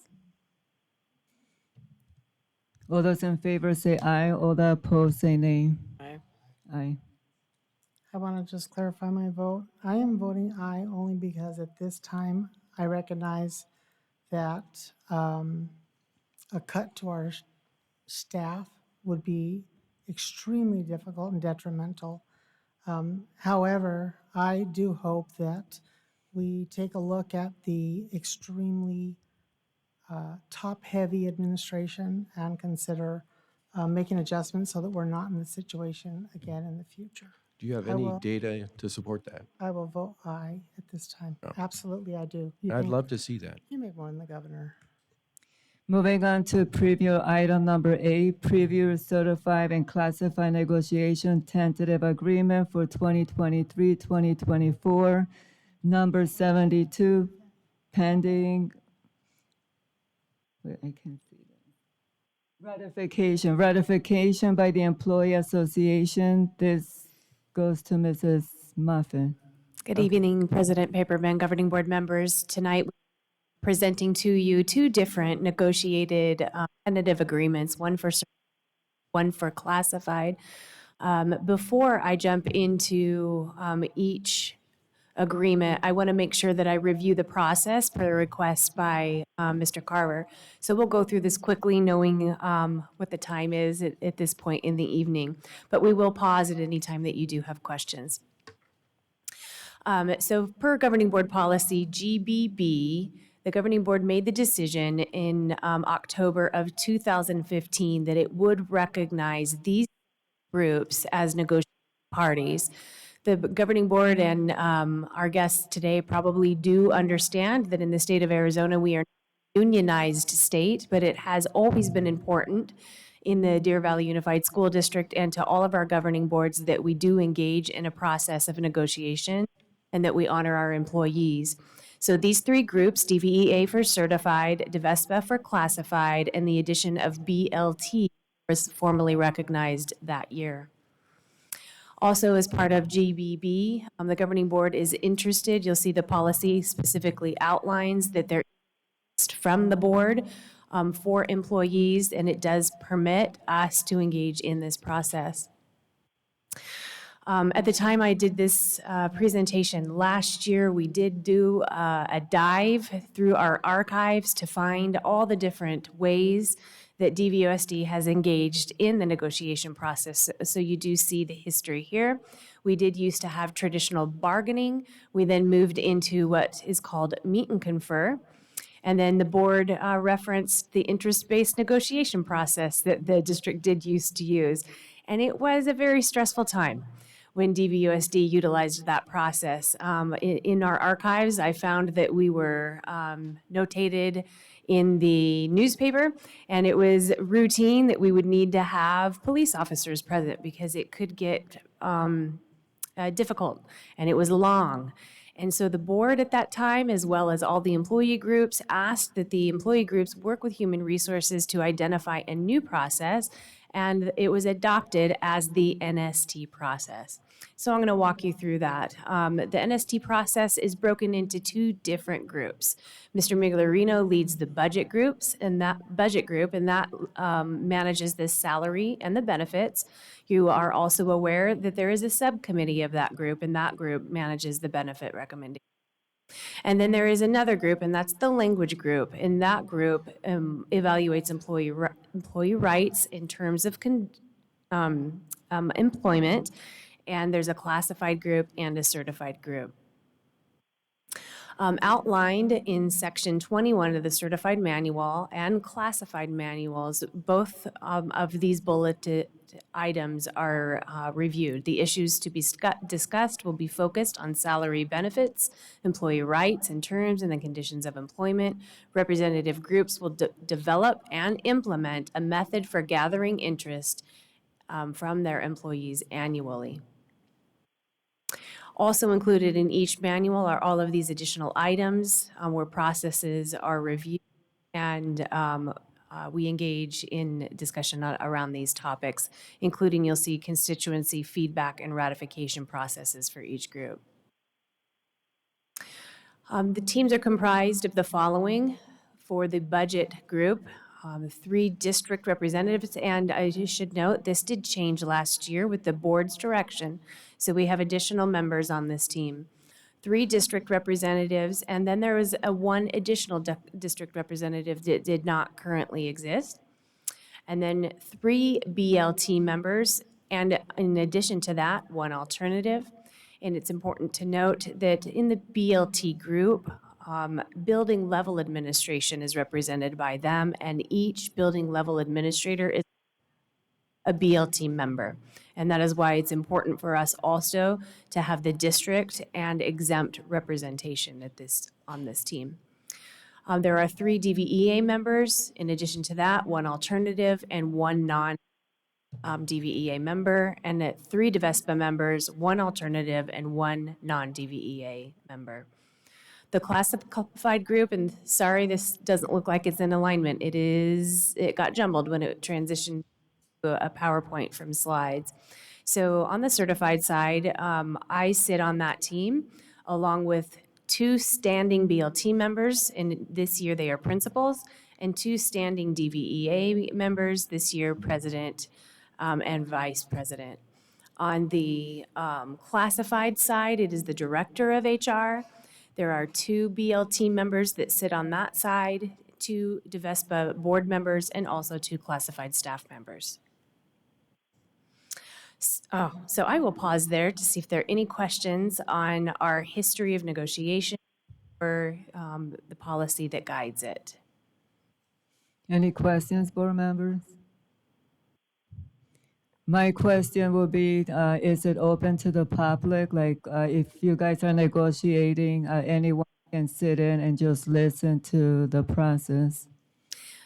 President Paperman, it is actually open to the public. So if someone want to sit in on that, to do so. Okay. We do not, however, publish when we are when we are holding the meetings, for example, the language meetings, or invite people to come in.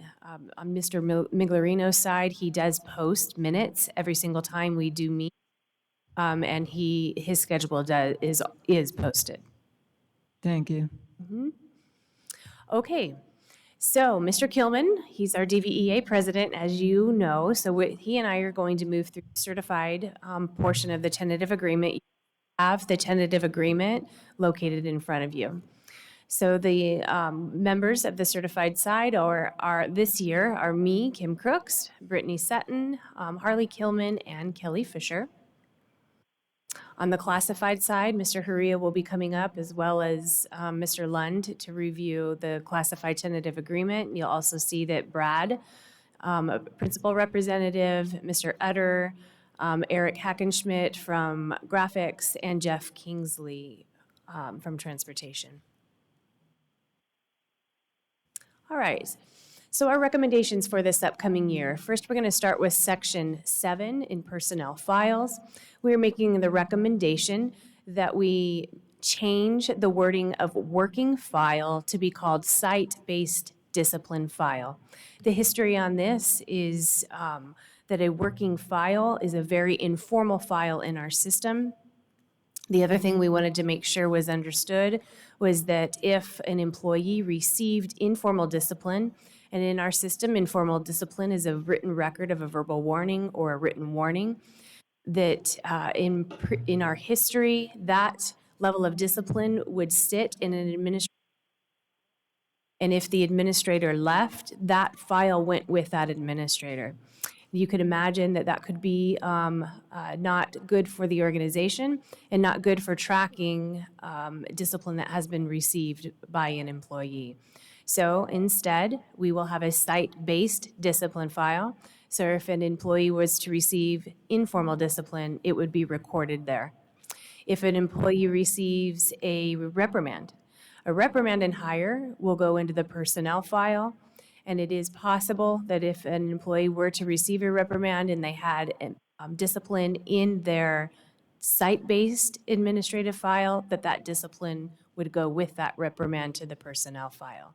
That is what we have always practiced in reference to going to the personnel file. We also, in this section, updated all of our language to reflect current practices as far as them being electronic. That language had not been updated in a very long time. And then you'll also see throughout the manual, or at least in these sections that we addressed, we changed the word teacher to employee or certified staff member to reflect all employees that are covered by this negotiated agreement, not just a teacher specifically. And then in section 9, disciplinary action against employee, we updated a written record of to the verbal warning because it simply said verbal warning, and we need to be very clear that a verbal warning doesn't count. Only a written record of a verbal warning would be documentation. And then we also changed language on number 3, letter D, letter I underneath the D to reflect any informal discipline, as it's not limited only to written warnings. So again, any informal discipline would go to the personnel file.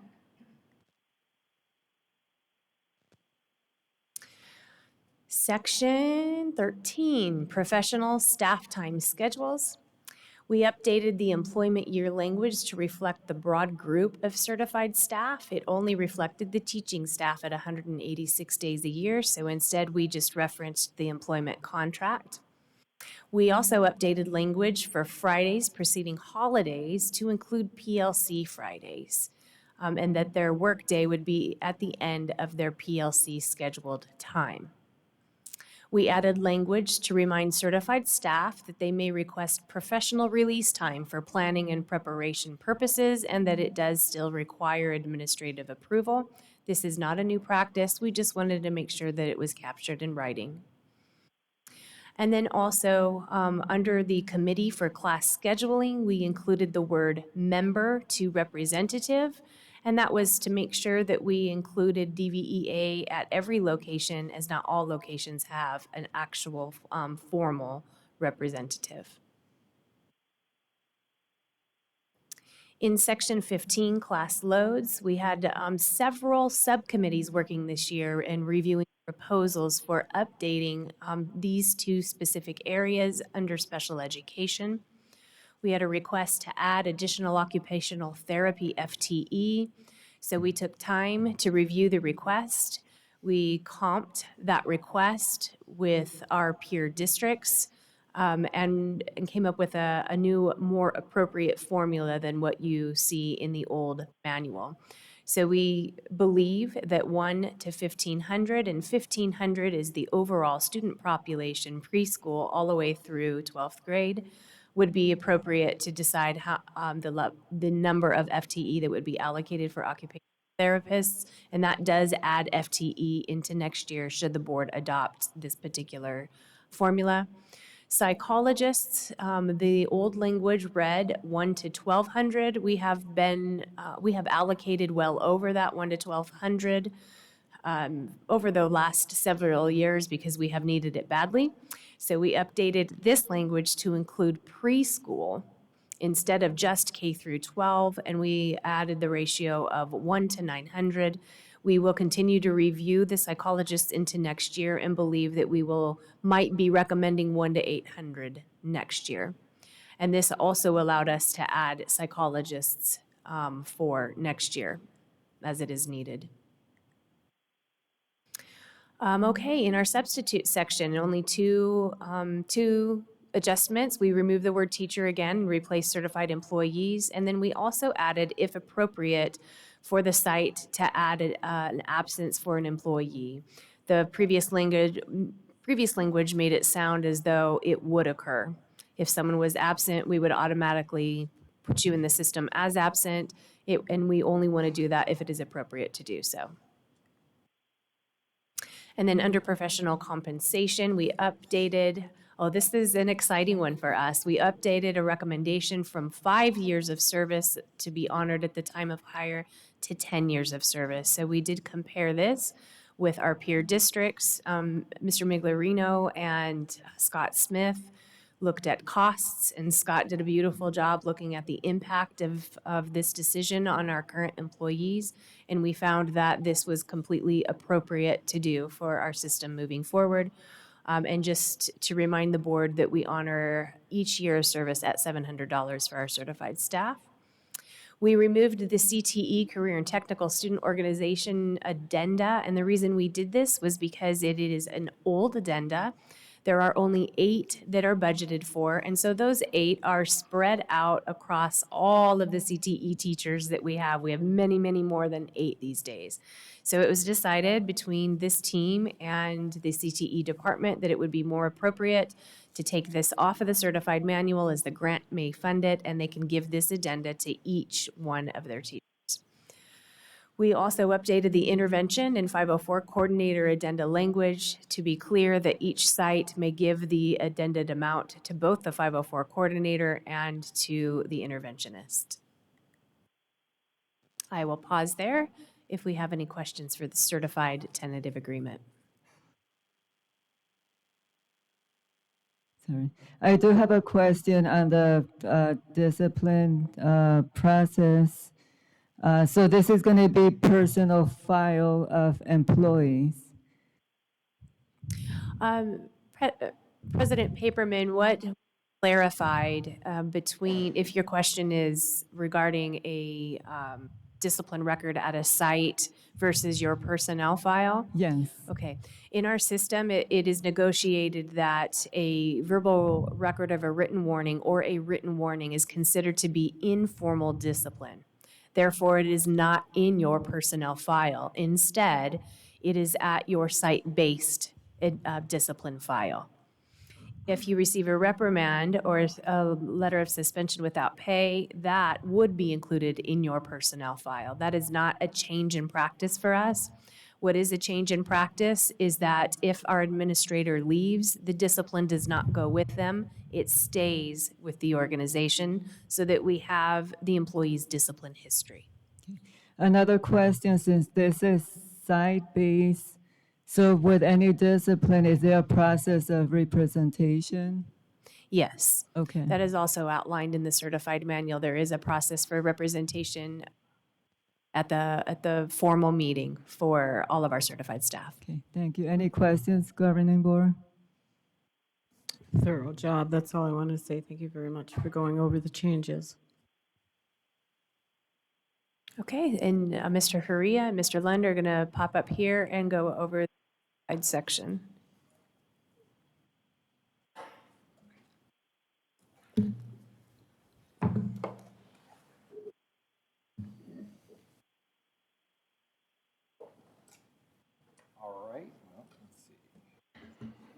Okay, good evening, Mrs. Paperman, members of the board, and Dr. Finch. Much like what Mrs. Moffett just presented, we will present some very similar changes in the classified manual. So the first one was definitions. In the case of the working file, we went with a definition of the change of that to administrative disciplinary file. We just clarified that the administrative disciplinary file will be accessible to all campus administrators and or direct department supervisors on a campus department. We also added that the employee must be notified of any documentation being placed in their administrative disciplinary file.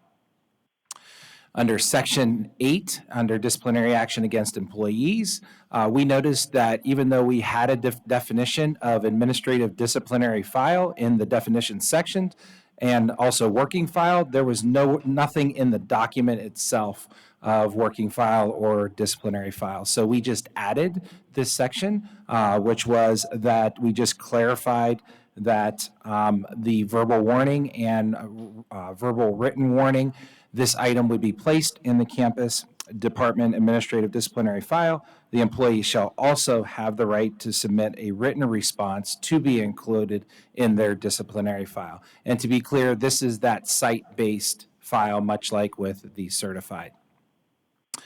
In section 16, when we discuss with in-house reassignments transfer, this is a change of practice that we talked about as a group. And the change of practice is when we talk about transfers. The current practice is that if it is a new hire to the district, that you cannot transfer to another position in a classified position unless you stay in that position for 60 days. The change here, and this was with input from DVESPA, was that the decision would include also current employees who would transfer and be a new person into a position. So this also includes not only new hires to the district, but also if you are transferring to another position, you would have to stay in that position for 60 calendar days to ensure continuity when that person would move into that position. The holiday section, this came up actually this year when we had the January 2nd date fall on that Monday, and New Year's Day was on a Sunday. It caused and created some confusion. So we wanted to clarify in language of what constituted paid holidays. This is not a change in practice. This is just a more clarification of what our current practice has been, which has been we give 2 paid holidays during winter break, which is called Winter Break Day and New Year's Day. And then we give up to 8 days. We just clarified no less than 8 paid holidays. So just to clear up any confusion, this does not mean that we're only giving 8 paid days off during winter break. This is also including those 2 paid holidays. So it's the current practice of those 10 paid days off for our classified staff. At this time, I can field any questions that you may have for our classified changes. Any questions, governing board? I know you're dying for someone to have a question. I don't have any. Okay, thank you.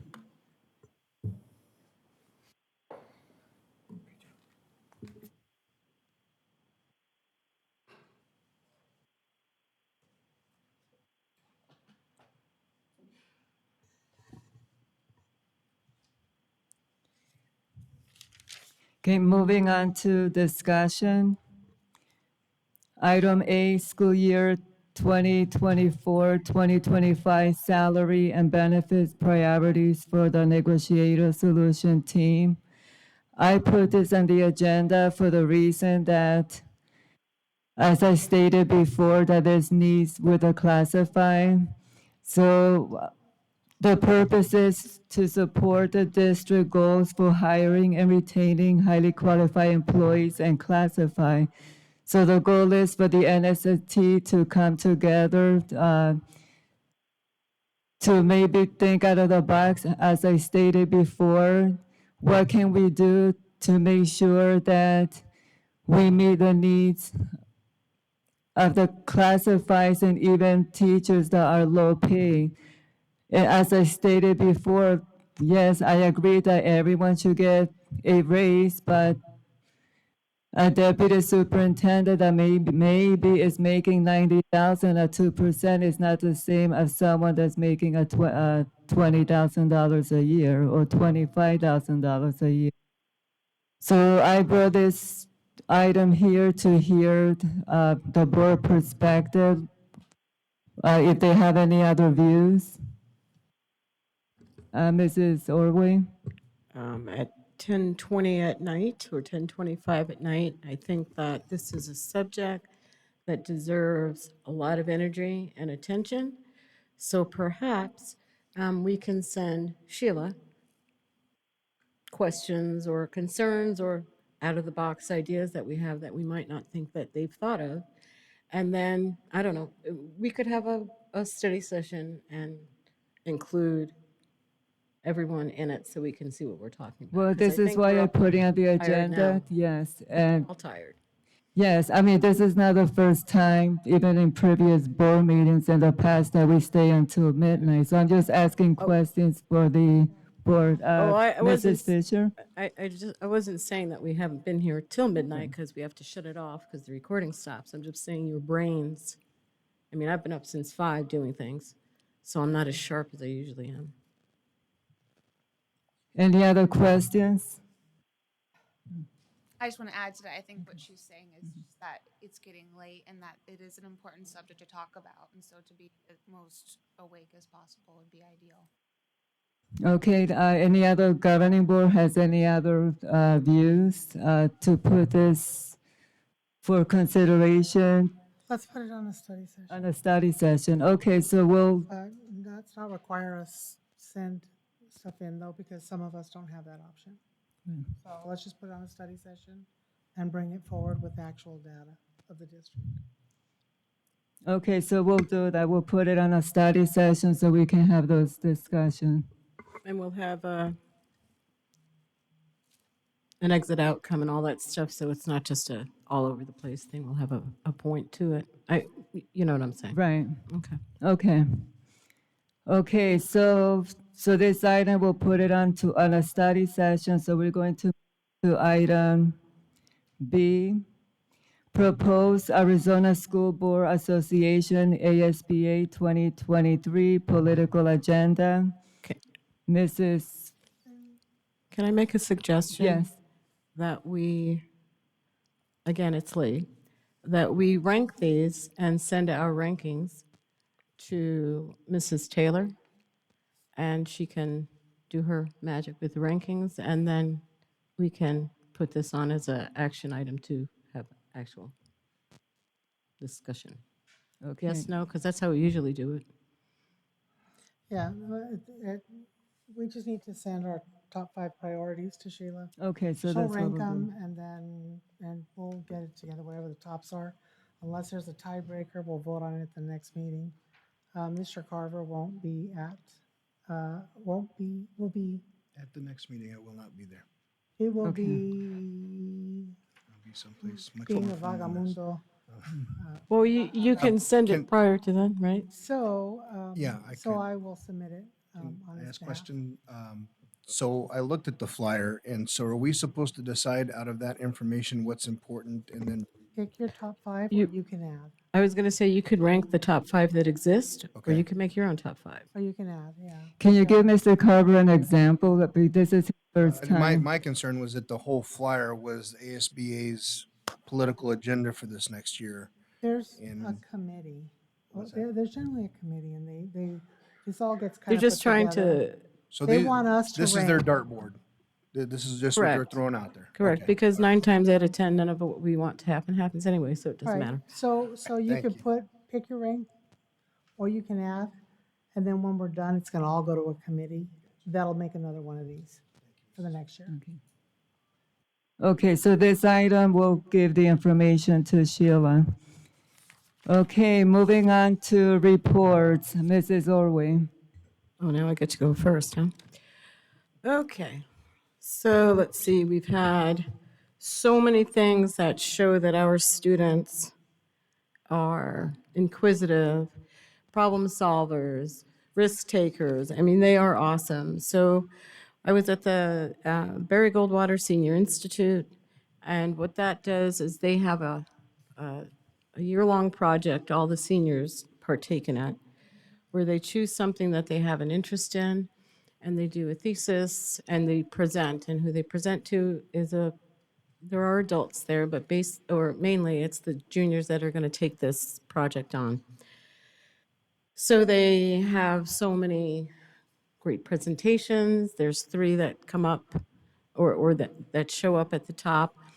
And I am proud to say that I think this is my 13th year that I've been able to be wowed by these young students and the remarkable changes that they are making on their campus and throughout the district is amazing. We had another Barry Goldwater student, whoever's here, Brandon Salisbury, known the kid since before he was the Eagle Scout. And he won, or earned, I will say earned, the Bezos Award, which gives him, I think it's like, I'm going to get the numbers wrong because, again, I'm tired, but it's like $25,000 over the next couple, or the next year, for him to implement what his project was mental health throughout the district. He goes, it's just an amazing thing. But anyway, so that's, one of 400 things. We saw so many things tonight. So our students are learning how to be independent and how to be thoughtful humans. So blah, blah, blah. We discussed a lot of what I was going to say during it, but I have had conversations with employees, parents, guardians, business owners that are all looking forward to the culmination of this school year, knowing that there have been adversities to overcome, but there have also been some bright lights. They're also looking forward to the way that we are going to continuously improve on our best practices. I was going to read you something, but I'm just going to talk about, I am hoping that our governing board members can remember social media is an interesting place for you to live when you base what you're writing in fact. When you do not put things down that are factual, it hurts our district. Words, half truths are full lies, and it is not always what one says, it's what they don't say. And in this case, what I'm referring to is the truth. So I would hope that we can all go back and look at our board ethics and remember what we talked about, posting garbage and untruths on social media. Mrs. Simachek. Yep. Pretty brief here. Over the last couple of weeks, I was able to attend the Bear Goldwater dance performance. Their show was titled Game Night, so dances were choreographed to different game titles and songs that were really creative. I was also able to volunteer at Union Park over the last couple of days to help administer the end of year dibbles.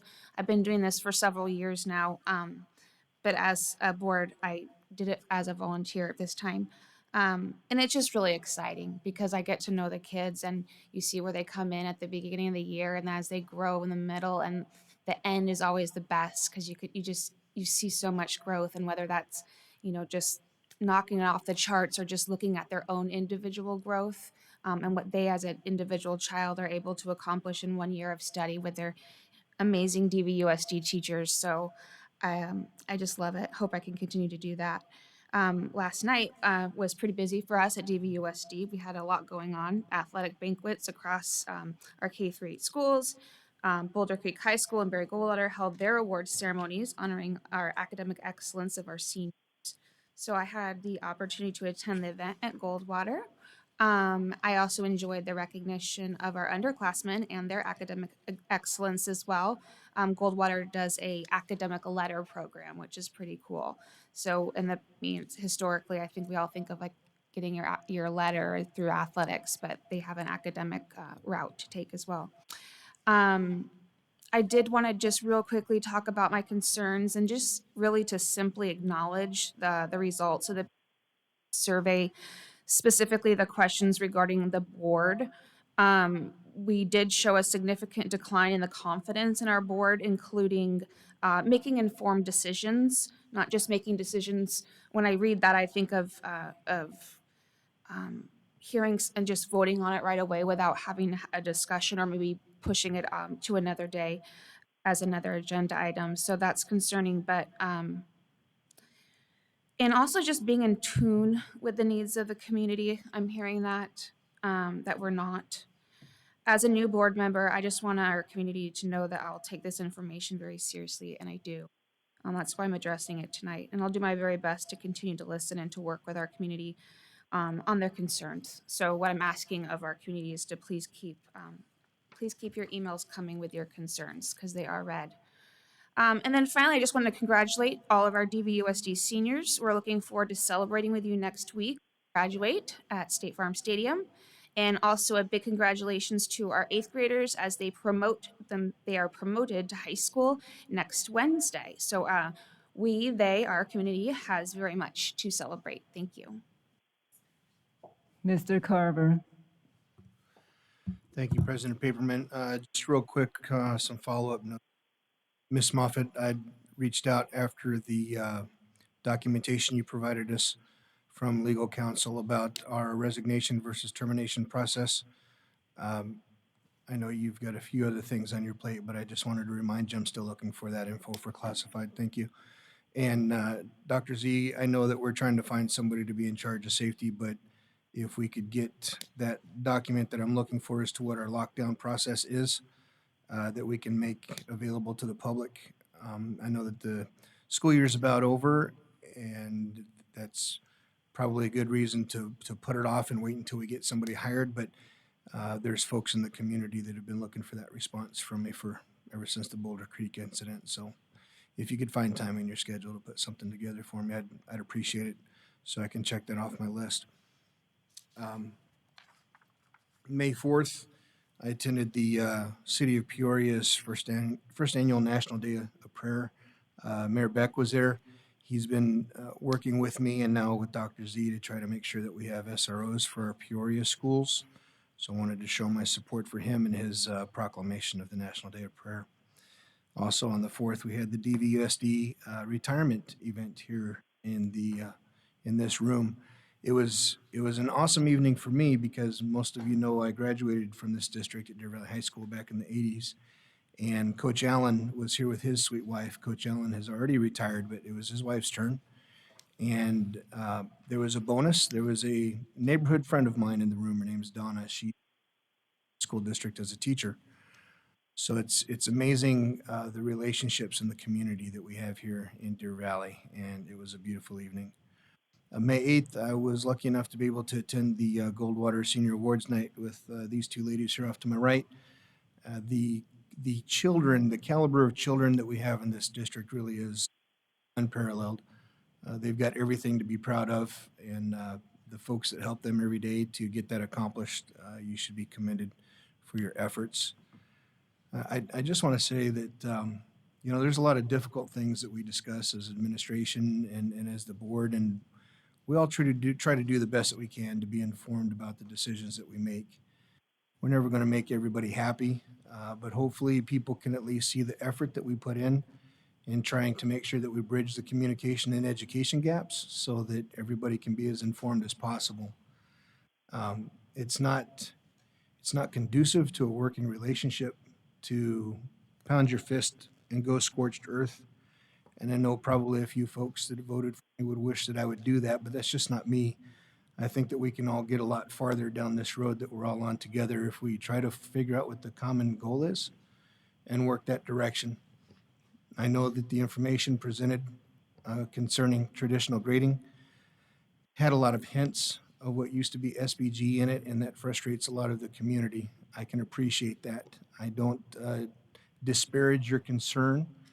But as I said, the fact is that the board voted to remove SPG.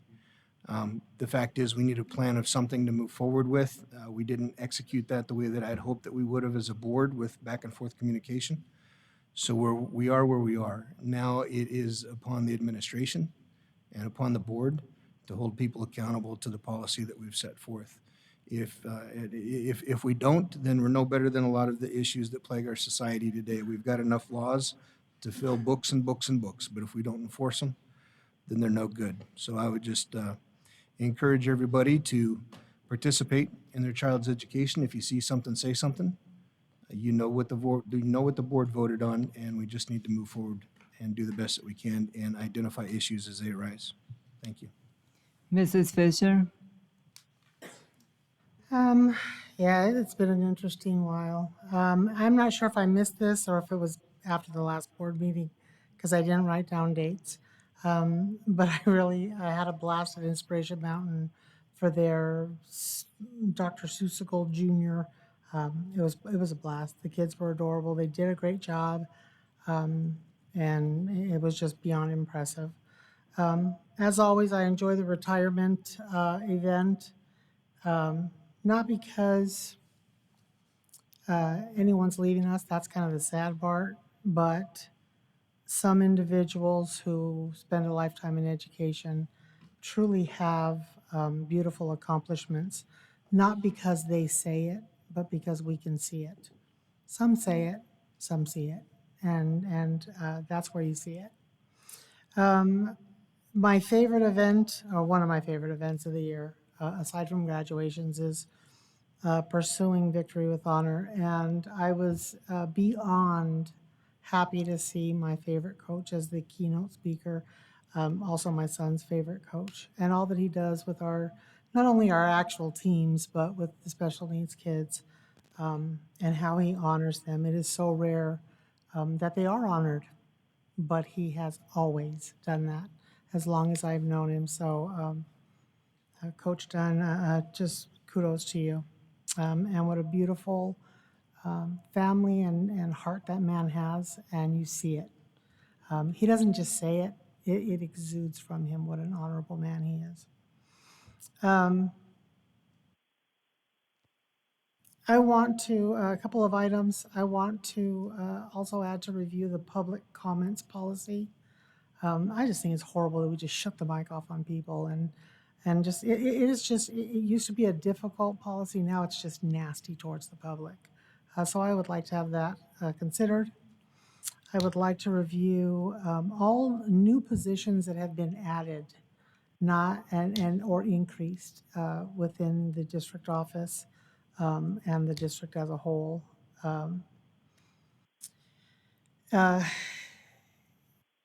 I want to be, well, I want to, just kind of off with what Ms. Ordway had said, I do want to also remind board members that when they make statements that are false here on the dais, or when they share false gossip in the community, it is equally damaging, if not more damaging than anything on social media. And orchestrated it's just horrendous. It just is. I remain concerned because what we did, the latest vote of the board, to be clear, is that that the board as a whole, or as a majority of the board, voted on what was presented Tuesday night. So if it does have standards-based grading, it is board approved at this point. And I do agree with Mr. Carver, though, is that going scorched earth isn't going to be helpful. It just isn't. I hold to my ask that we respect all of our teachers, not just the committee, and that hopefully this can be worked out. Hopefully we're not in this situation next year, but who knows? Alternatively, and this is the scorched earth part, taking a playbook from a Peoria board member who truly just really loves the kids and cares for them. At the end of the day, the district is not as important as your child. So if it becomes not a good place, find the options.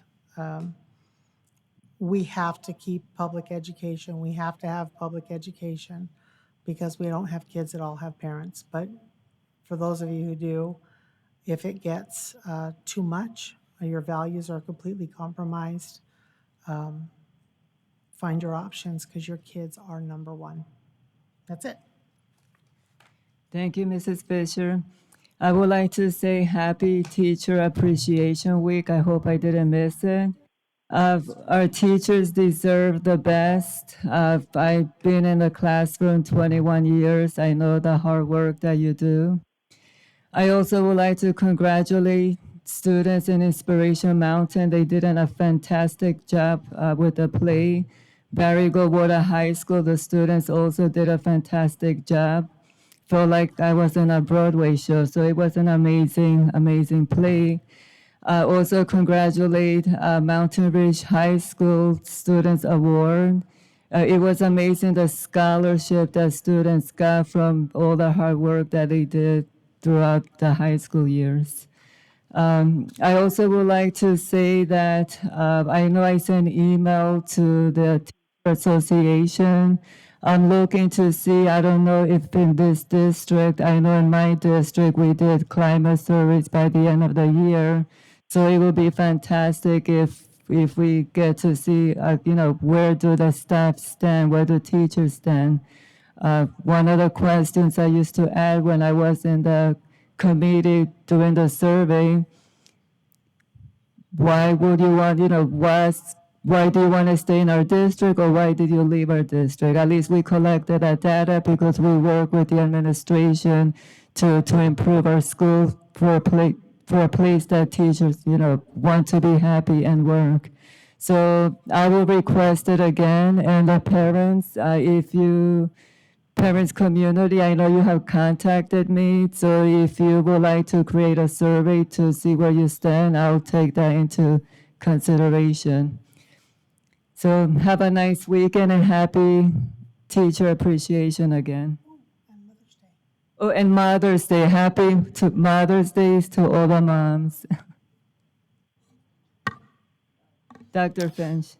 I'm scratching off all the different things everyone's mentioned. There's a couple here we've missed. Tomorrow is National School Nurse Appreciation Day. We have about 40 in our system, and Jackie Duarte is the lead nurse for us, does a great job. We have also 6 contract nurses. Most school districts that I've ever been involved with do not have this level of nurse service available. So we are spoiled here in Deer Valley. We have a small army of nurses that help our students every day, and it is a luxury, and we want to honor them tomorrow. So make sure you give a fist bump to your nurse tomorrow for us. We have Communications Professionals Day on Friday, so that would be our communications department. Send them an email, tell them thanks, keep up the good work. I mentioned I was going to have a podcast with an O'Connor student, CJ, that did come together and talked about my job and what we do and that kind of stuff. So I'm sure it's trending right now. I want to make sure you catch it. We did have a big health fair. I want to thank HR for organizing that, and payroll worked together. It was on the 28th, I think it was the Friday where they came here and got some more information. Then we had a fun run on Saturday, which was really cool. I believe we might have touched 200 folks in the machine. So, and I think Dr. Zerbach might have won a medal. I think he's the only person in his division. So we actually had to give it to him. So, yeah, it was not very eventful. But he will show you his medal if you want to see it. I also, too, enjoyed the... oh, he probably has it on. Yeah. Yeah, he sleeps with it, I believe. Yeah. Yeah. The retirement event, what's neat for me is I go and talk to all the folks as they come in or sneak up to their table. 9 out of 10, every time, I always bug them. Are you going to come back and help us out? 9 out of 10 said yes. The only time they don't say yes, grandbabies is one of them. And the other one is I'm moving.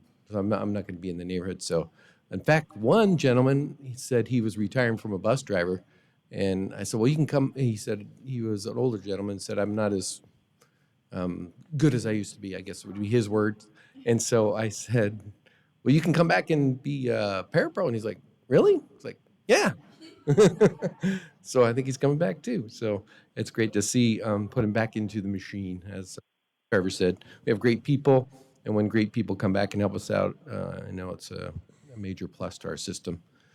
We had Sierra Verde had their A+ celebration on May 2nd. One of our 4. You heard about the other 3 before.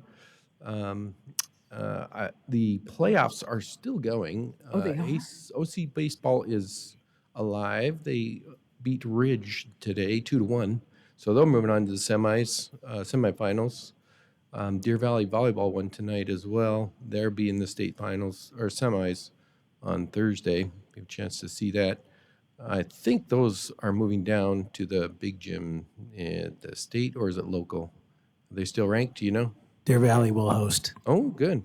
Volleyball goes one more lap before they move down to the neutral site. So Thursday night, I'm assuming 6 p.m. All of them have been 6 p.m. so far. So if you want to see that, come watch Deer Valley High School volleyball, the men's team, march to the state championship. Little FYI, the art, make sure you, on your way out, take a peek at the art that's in the lobby. The superintendent's art awards have arrived, and they're out there. They're pretty cool. They're all framed and looking sharp. So I know you saw them on the screen, but now you get to see them live. They look pretty cool. And obviously, last but not least, graduation is coming. It's a pretty exciting time of the year. It's the culmination of 13 years of work, and we get to hand our diplomas out to our kids, and we are excited for the next adventure. So looking forward to that celebration at State Farm. Thank you. Future meetings are posted. Our next meeting is May 23rd. Can I get a motion to adjourn? Make a motion to adjourn the meeting at 10:53. Can I get a second? All those in favor, say aye.